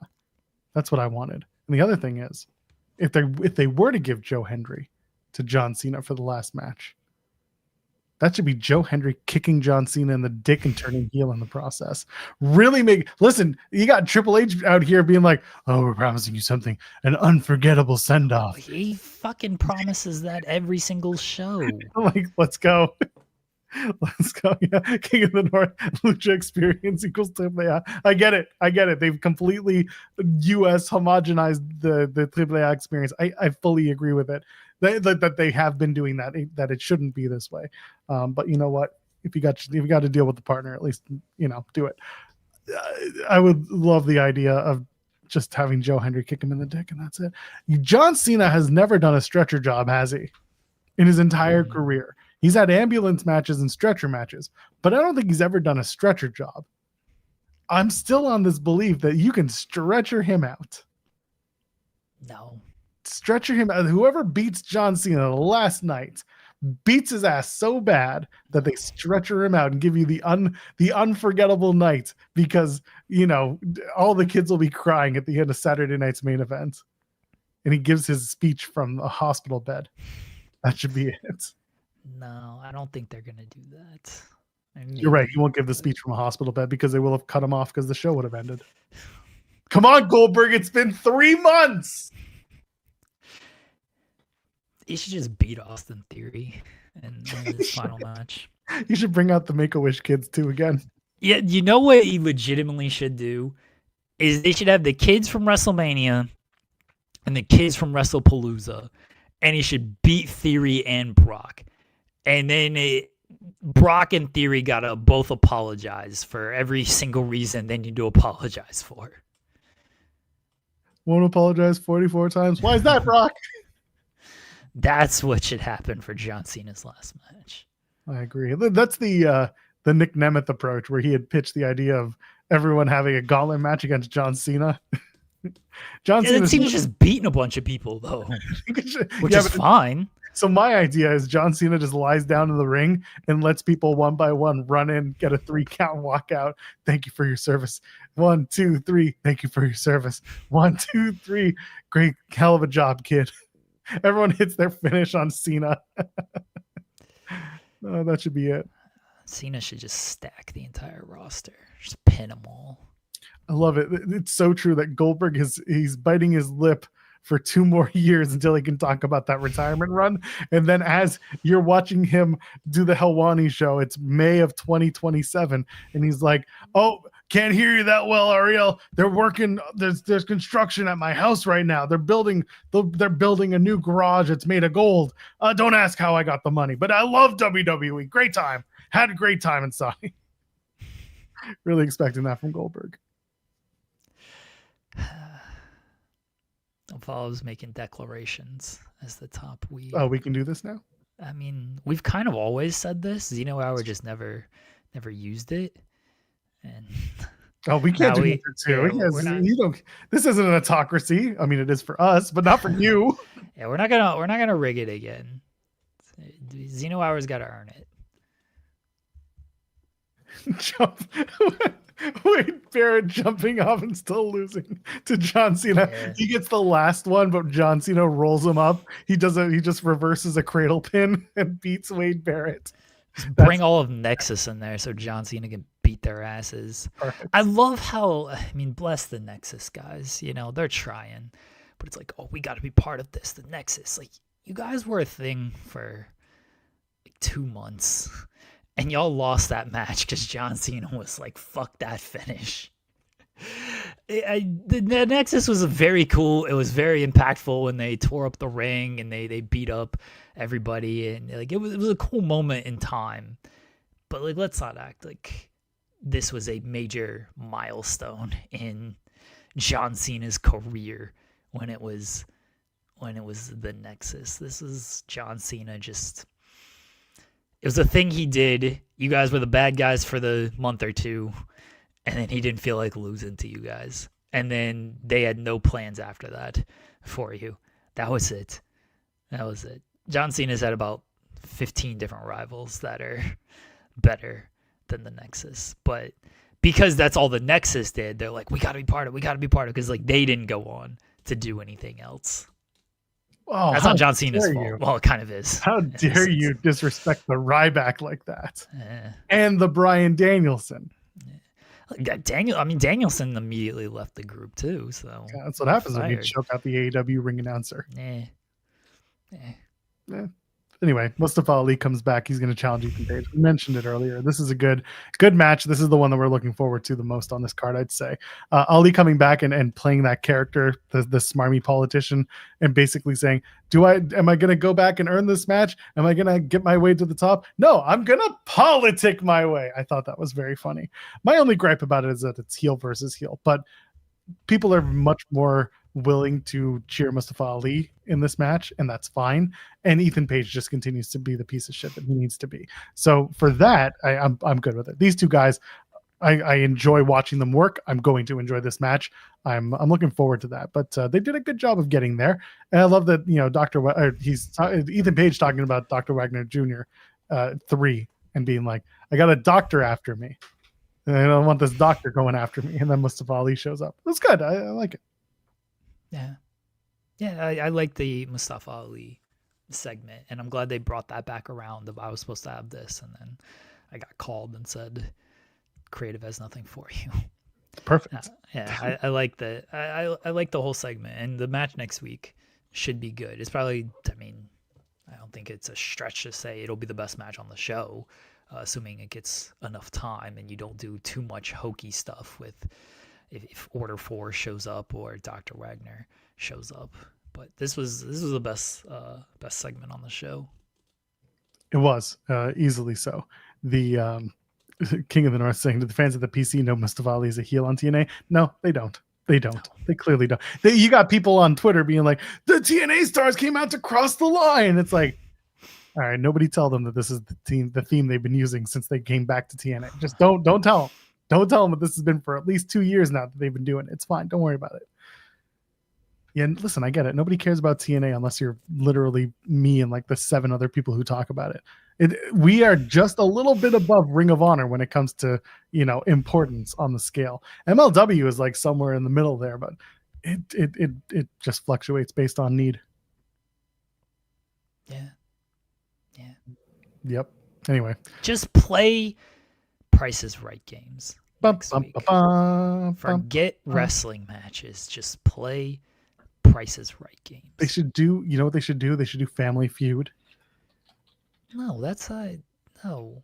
They've done Wrestling Family Feud before. Yeah, but this they should do it with Richard Dawson, the ghost of Richard Dawson coming back. Do you remember Richard Dawson, the original Family Feud host? Yeah. He's the one who used to kiss people around the lips. They should do that, but it's Santino. And Santino, every time he tries to kiss someone, everyone's just like, "Get the hell away from me, you creep!" And he's like, "Oh, I'm sorry, I don't remember the show." And then That's the only bit that I need out of this stupid show. Why are they playing Family Feud? It's Price is Right. But they're It's a families. showcase showdown. They're families. That's the whole thing. It's not an invasion. It's a showdown. But is Richard Dawson's dead? Right? He's got to. Are we breaking the news that Richard Dawson is dead? Yeah, he died in 2012. Stop it. He died. He was 79. Stop it. It's gotta be Price is Right. Drew Carey's WB Hall of Famer, right? He can come back and host. I could do it. That's true. Yeah, we gotta do Price is Right for next week. Give me Plinko. Give me Mountain Climber. Yeah. Give me the mini golf game, and somehow AJ Francis sinks a hole in one. Give me the tic-tac-toe game where you get the you guess the prices of the groceries, and so you get the X, so you try to make a tic-tac-toe on there. Give me the dice game where you got to roll the dice to try to get the number for the car. I don't remember the name of all these games. Steve Macklin's really good at the punching game. This is what I want. Give me Price Swap. You know, what was your least favorite game on Price is Right? I don't know. I'm having a hard time like remembering like the names of everything for Price is Right. I feel like I liked like just all of them. I didn't like there was something that was just like very basic where there was like three things and you just had to like, so it's like there's a jet ski, a pool table, and a dining room set. And they had like the prices listed for all of them. And it's like, okay, do you think these are right? Or would you like to swap the price for it? I didn't like those are just so basic. I was like, that's not very like fun. There's no great skill with that. You know, there's nothing really goes into that stuff. So for me, there was Lucky 7, where he had $7 and you had to pick a number in the price of the car. Oh, that was tough. Yeah, that was tough. It was tough, but it wasn't like entertaining as much. You got to the like, if you had someone who got you to the last dollar, that was fun. And then there's Pathfinder. Pathfinder was the worst one, where they had to step on the board and find the numbers based on where you were going to get to the other side. Okay, that one was the other one that I wasn't a big fan of. All right. Yeah, those were always the two. But I mean, everyone loves Plinko. I get it. That was a good one. And the mini golf game was funny just because it was people were either like hilariously bad at golf or something bad would happen, something weird would happen. Yeah, there were good stuff. Yeah. I like the games where you guess the prices and then like you win something out of it to do like I was saying with the tic-tac-toe game. Like you guess the prices and then you get the X. And then you have to, try to make tic-tac-toe with the X's. And then they, the middle spins around to see where the X is. But I like the guessing the prices stuff to try to, it's almost like a 2-part game type of thing. So yeah, the dice game was another one. I referenced that earlier of trying to win prizes there. List your favorite Price is Right game in the chat. Yes. And in the comments afterwards, let us know your favorite. Mountain Climber. That was one that was always a hit. Card game. They're kind of playing poker. They had one where it was sort of like poker. They had one that was sort of like blackjack too, didn't they? Or am I just maybe I'm thinking of that one. Maybe it is the blackjack game. They've done a bunch of card games. Yeah, It's in the Bag is a good one where they have to pick whether the price is right in this case, and if it's wrong, they just lose the game. That was a pretty good one. I didn't like stuff like that where it was just like, oh, you get one shot effectively. I love that shit. It's like, come on, it's all or nothing. Those were tough. You had to write the numbers, and you were given like the 3 numbers out of order, and you were done multiple times as you climb up the prizes. So it's like 540, but the numbers are 050 or 054, and and if you get it wrong, you do it again, and you only have a certain amount of tries. That was a fun game. Forget the name of it, but there was one. It was like squeeze play. Yeah, squeeze play was something. That was all right. Yeah, you had to like take out a number to squeeze them together to try to get the price of them. One Away is a good one where it was you got the numbers and then you can either flip them higher or lower. Yeah. I remember that one. Yeah, that was fun. Yeah, I feel like everybody just watched Price is Right when they were. Yeah, man. If you were sick, Absolutely. It's like we used to have it in school. So we had like lunch at like 11 in school, and we had TVs in the room, and we were all just like, can we put Prices Right on? So if we were, good for the day during our lunch, because we had lunch in the classroom, because I don't remember why we had it. It was a weird, this was like middle school or something. It was weird because like our lunchroom was pretty small, so like we couldn't go to the lunchroom, so we just had lunch in our classrooms. But again, TVs were there, which is great. And yeah, we were just like, can we put Prices Right on? So if we were good for the morning, we would get to watch Prices Right during our lunch break. That's what Or I during want. our lunch, I guess. We didn't have that. We didn't have TVs in our classroom. See, in Canada, we don't believe in watching TV during the school day. We don't play that shit. Then if you got like the really good teacher, like if you were like really, really good on Fridays, because we had a cool teacher. Because lunch is only like 30 minutes or whatever. Price is Right, lasts an hour. So on Fridays, like if we were really good, we'd watch the whole episode, and we just wouldn't learn for that half hour, which who cares? It's a Friday. But that's that was always the big perk with everything of, we get to watch Prices Right during school hours. And then I think like the administration caught on that we were using the TVs for not educational purposes. Although like Price is Right's a pretty educational show. You get to learn the price of a lot of things. The value of an event, of a program, the value of a product. Yeah, but they at some point they shut that shit down, and they were like, you can't turn on the TV to watch Prices Right. And some teachers just didn't care. The best times were always the teachers that did not care, so they'd put on Prices Right, and the teachers that did not care, so they put on the NCAA tournament in school for us. Those were the best teachers.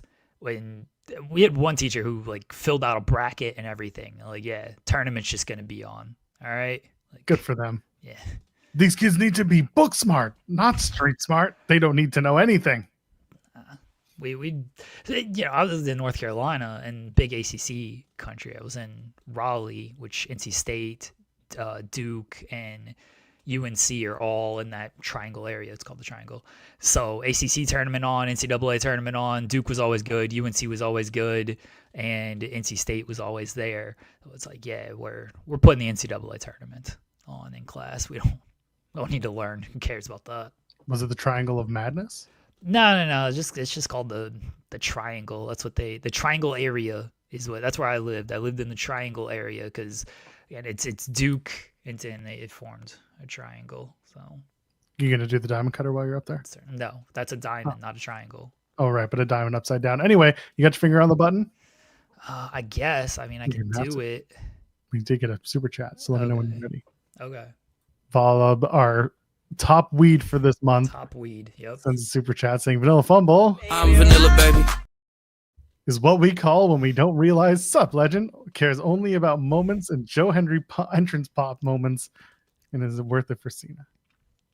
I don't think it is, though. No, I don't think it is. I mean, someone tried to tell me that Triple H is trying to punish John Cena for going to Vince McMahon's 80th birthday party, and that's why Triple H was there. I know, and that's why it was a bad day or bad booking for him. It's like, come on, man.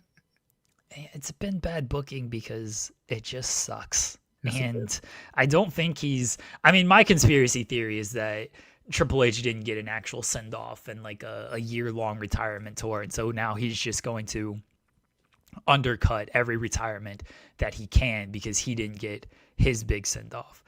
That's my conspiracy theory. I stand firmly behind that conspiracy theory too. Perfect. That's what you want to do. All right. Let's talk about Dynamite. It's a big show. It's a tremendous show. It's going to be one of the best shows we've ever done. They've been on a big run of shows. Yeah. We have apparently on Fightful Select coming to you today some new theme song news. I don't think it's Vanilla Baby. I also don't think it's that. I don't think so. I don't think it is. It would be hilarious if it was. Here's why I don't think it is. If it was, so many victory laps. Yeah. If it was, I would have been clued in. I would have already been told. And I will tell everybody now, I've not been told about this. So that's why I don't think it is. Because I 100%, I probably would have been the one who was allowed to break the news on this show if it came down to that. That's true. That's true. So I don't think it is. Oh, Xenoar, by the way, bringing this up. HBK coming out at the end. Did anyone else think Carlos Silva was going to attack Sean? For a minute, I was like, where the fuck is Carlos Silva? Nobody thought that. No one cares. I know. Nobody knows. Nobody cares. But like HBK coming out, it was so funny. I'm just like watching him do this, and he's like, yeah, look at the shit I caused. I did this. I caused this problem. Well, not going to do anything about it. See you in the back. That was it. And meanwhile, the crowd's just chanting HBK instead of literally anything else. It's like, wow, way to come out and steal the moment, Credit Boy 2. Look at me. I did this. Sean's got to be there. Everybody's just got to be there. He's got to. It's like, oh, the chaos that's out here. I didn't think Carlos Silva was coming out at all. That would have been hilarious. Carlos would have been just sitting in the chair on the other end of the venue, just kind of like, just watching. just this. They're like, with a big smile on his face. And Carlos ain't showing up. He's going to put to a table at some point, I'm sure. I hope so. They're going to do it at the 2300 arena. I feel he's getting closer and closer to just being on TV. Getting fired? Oh, yeah. Being on TV. Yeah. No, he's getting closer and closer to a TV deal. I mean, allegedly, you keep asking him, and that answer keeps changing. So, I'm sure those $10 million will absolutely turn the ship around. I mean, they're getting close to a TV deal, right? They got to dot some E's, cross some I's. Sure. This week, I mean, Carlos is doing a media tour with Macklin, isn't he? I know Macklin's doing a media tour. I'm pretty sure Carlos was the other person in Boston ahead of Bound for Glory. So if that's the case, then good for them. I don't know. It's just you don't sound enthused about the Carlos Silva media tour, Joel. I mean, if they gave us Carlos Silva on this show, there'd be a lot of questions that he probably doesn't want to answer. I gotta Carlos Silva. What would we ask him? Yeah. Why did you give yourself a hat, and why is it so ass ugly? Didn't Sean ask that? I mean, not in those terms. I asked Sean to ask the question. Yeah, I think he did. He did ask the question. Did you not watch the interview? I did. I watched it live as it happened. Oh, okay. I did. I'm looking to see where that media tour was, because I know it was for sure Macklin, because he did a bunch of stuff a couple days ago. But anyway, regardless, he was part of a media tour. Good for them. Anyway, tonight, AEW Dynamite, the 6th year anniversary. Yes, allegedly. Jeremy, it's a special day. Do you want to bring it back? Oh, should we? Should we run it back just one last time? I don't think it's gonna be one last time. For today. I mean, well, we got to do two things. First of all, just most importantly. No, I'm serious. I'm dead serious. The MVP of the NBA. Yeah, I'm not making this up. For AEW Rampage, ladies and gentlemen, the Greek Freak, Giannis Antetokounmpo. Let's go. That's the first one. The other one, most importantly, is you want to bring it back one last time for this year. Tony Khan previewing AEW Dynamite for October 1st, 2025. It's been so long that I don't even know if I have if I still got it. You know what I mean? Don't lie to the people, Jeremy. They are very well. No, it's been a while, but come on. You're still listening to everything Tony says. I watched or not watched. I mean, I do listen to a lot of Tony Khan. I read a Tony Khan interview, and like the end of it's like this interview was edited for length and clarity. I was like, that's not true. Of course it was. That's not true. They cut out a lot of ums and knows and everything, but that's about it. It's not edited for length at all. That's definitely not all. All right.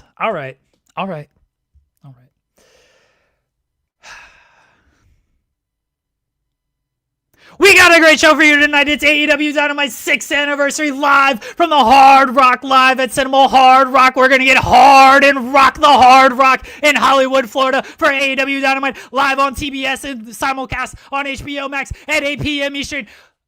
We got the AEW TNT Championship. It's Kyle Fletcher. Kyle Fletcher making another defense of his AEW TNT Championship, coming off a great victory against Commander on AEW Collision. AEW Collision airs live every Saturday at 8 p.m., sometimes 7 p.m., sometimes on Thursday, but it airs every week. AEW Collision on TNT with a simulcast on HBO Max. Kyle Fletcher's going to be taking on Orange Cassidy. It was great to have Orange Cassidy back last week. He's been out. He's been injured. He's been on the shelf since April. It was fantastic to have Orange Cassidy, one of the biggest stars in AEW history, one of the guys who's carried AEW. Don't call him a pillar. He doesn't like being called a pillar or whatever. But Orange Cassidy, he's going to be back live tonight against Kyle Fletcher for the AEW TNT Championship on AEW Dynamite. We've also got Timeless Toni Storm. Timeless Toni Storm returns. She lost the AEW Women's Championship, a historic reign for Timeless Toni Storm, but it came to an end at AEW All Out against Chris Statlander. Chris Statlander ended the historic reign of Timeless Toni Storm. What will happen when Timeless Toni Storm returns to Hollywood? Hollywood, Florida. Don't get it confused with Hollywood, California. Hollywood, Florida at the Hard Rock Seminole Live at Hard Rock Seminole Live. Hard Rock Seminole, Hard Rock the Seminole. Timeless Toni Storm is going to be live in Hollywood, Florida tonight. She returns after losing the AEW Women's Championship. We've also got the return of Kenny Omega. Kenny Omega is back in action after being taken out by Kyle Fletcher. Kyle Fletcher is going to be defending the AEW TNT Championship against Orange Cassidy tonight. He is going to be defending that AEW TNT Championship against Orange Cassidy. But on the other side of the card, Kenny Omega, who was taken out by Kyle Fletcher, Kenny Omega is back. He's going to be teaming with the AEW Tag Team Champions Brodito, Bandito, and Brody King to take on Josh Alexander of the Don Callis family. Kyle Fletcher's part of the Don Callis family. How will Kenny Omega react to facing a member of the Don Callis family after being taken out by Kyle Fletcher ahead of AEW All Out? Josh Alexander is going to be teaming with the Young Bucks, Bat and Nick Jackson. It's going to be a fantastic trios match. We've also got Wheeler Yuta teaming with Marina Shafir against the AEW Women's Champion Chris Statlander and Darby Allin. How will that match go in the AEW Mixed Tag Division with Wheeler Yuta and Marina Shafir of the Death Riders? How will they respond to Chris Statlander turning down their offer last week and clotheslining Wheeler Yuta and flipping off Jon Moxley and aligning with Darby Allin, who's going to be facing Jon Moxley in an I Quit match at AEW Wrestle Dream. Speaking of Jon Moxley, speaking of the Death Riders, we've got Jon Moxley, Daniel Garcia, Claudio Castagnoli. They're going to be taking on the AEW Men's Heavyweight Champion Adam Hangman Page, Samoa Joe, and Powerhouse Hobbs. 2/3 of the AEW Trios Champions, 2/3 of the Ops. It's going to be the Death Riders, Jon Moxley, Daniel Garcia, Claudio Castagnoli against Hangman Page, Samoa Joe, and Powerhouse Hobbs. And another great Trios matches. We got 2 great Trios matches. We might add a 3rd Trios match because we got to add another women's match to this card. Maybe we'll do a women's Trios match to hype up AEW Blood and Guts. That's right, AEW Blood and Guts women's match for the first time ever coming in November. AEW Blood and Guts in the women's match. And most importantly, finally, the most important moment that everybody has been waiting for. It's going to be Luchasaurus. It's going to be Jack Perry, the Jurassic Express. We're all going to jack off live tonight on AEW Dynamite, 8 p.m. Eastern, live on TBS with a simulcast on HBO Max. The Jurassic Express is back. Come tune in. Come tune in at the Hard Rock. You want to get hard. You want to get rocked. You want to get hard rock and jack off with Jack Perry and Luchasaurus. AEW Dynamite, live 8 p.m. Eastern, TBS, and simulcast on HBO Max. AEW Dynamite, 6-year anniversary. Thank you to all the great AEW fans who supported us for the past 6 years. Thank you. Justified. This is all. Justified. Happy anniversary chant. Justified jack off chant. Justified AEW chant. Let's go. Happy anniversary!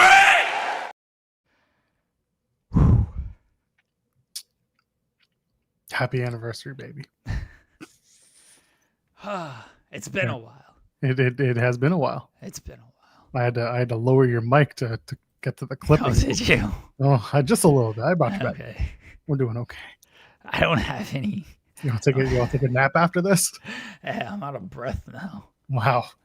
You gotta go When I did this weekly, it was easier. But now that I haven't done it in a while, I'm like, oh, and I had chest pains last night. Oh no. So, yeah, but for the bit, I was here to commit for it. So, I wasn't gonna run from the grind. I was gonna do it.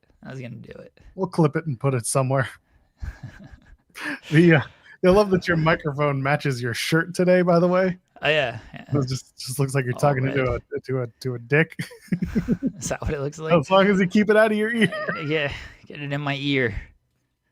and don't twist it around. That's the buffalo. It doesn't fit in my ear. This is a big microphone. Neither does the other thing. I mean, some might. That's fair, I guess. So it's all different sorts, all different shapes and sizes.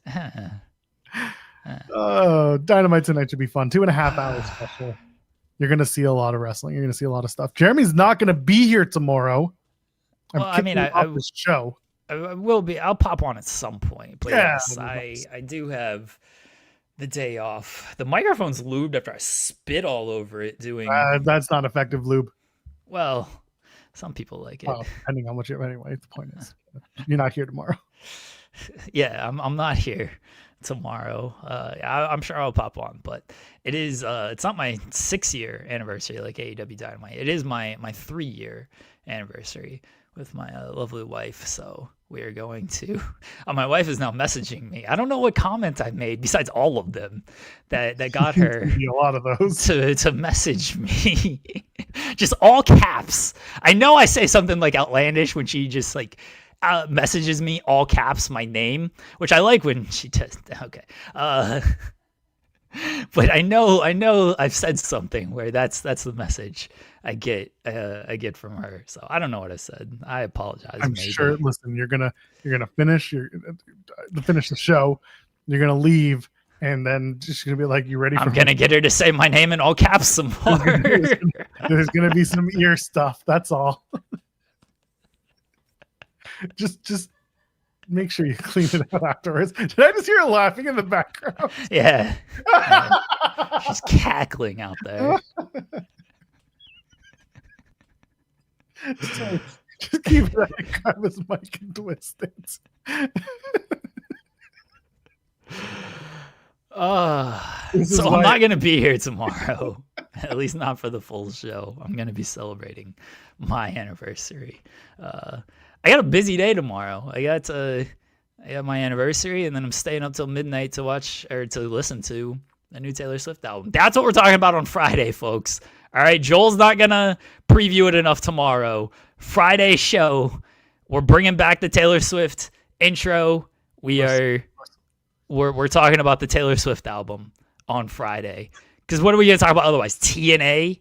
Gives a fuck about that. You should join SP3 and I on Thursday nights for the TNA post show. Why? Because it's not like you'll have anything else going on. You'll be waiting for the Taylor Swift drop. Thursday night? Yeah. I'm gonna have that's a right. Coors Light because Bud Light won't pay me nothing, and hell, I might get on top of my wife. I completely forgot. Tomorrow is Thursday, and I'm here with SP3, and then I get to do SP3 and I are going to do 2 shows tomorrow, so have fun with that. That sounds terrible. There's going to be plenty of TNA for everyone. That sounds terrible. Some more than others. Anything left to plug? Plug your ears so you don't get an ear infection, everybody. What did we learn today on this program, Joel? The ear is not a place for a penis.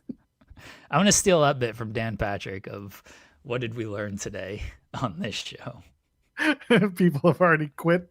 We're never coming back. Sponsors, we are open for business. So instead of what did we learn today, it's going to be what did we accomplish today? Oh, that is a big nothing, but that's every day. That's gonna be the question at the end of the day. What did we accomplish today, Joel? I feel like we educated people on ear fucking, and I think that's a testament to our societal value.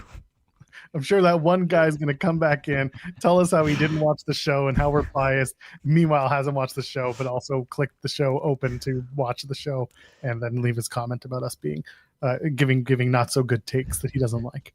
I'm sure that'll happen. I don't know if Shay from Irving is a wrestling fan. If he is, I'd love to have him on the show. He's amazing.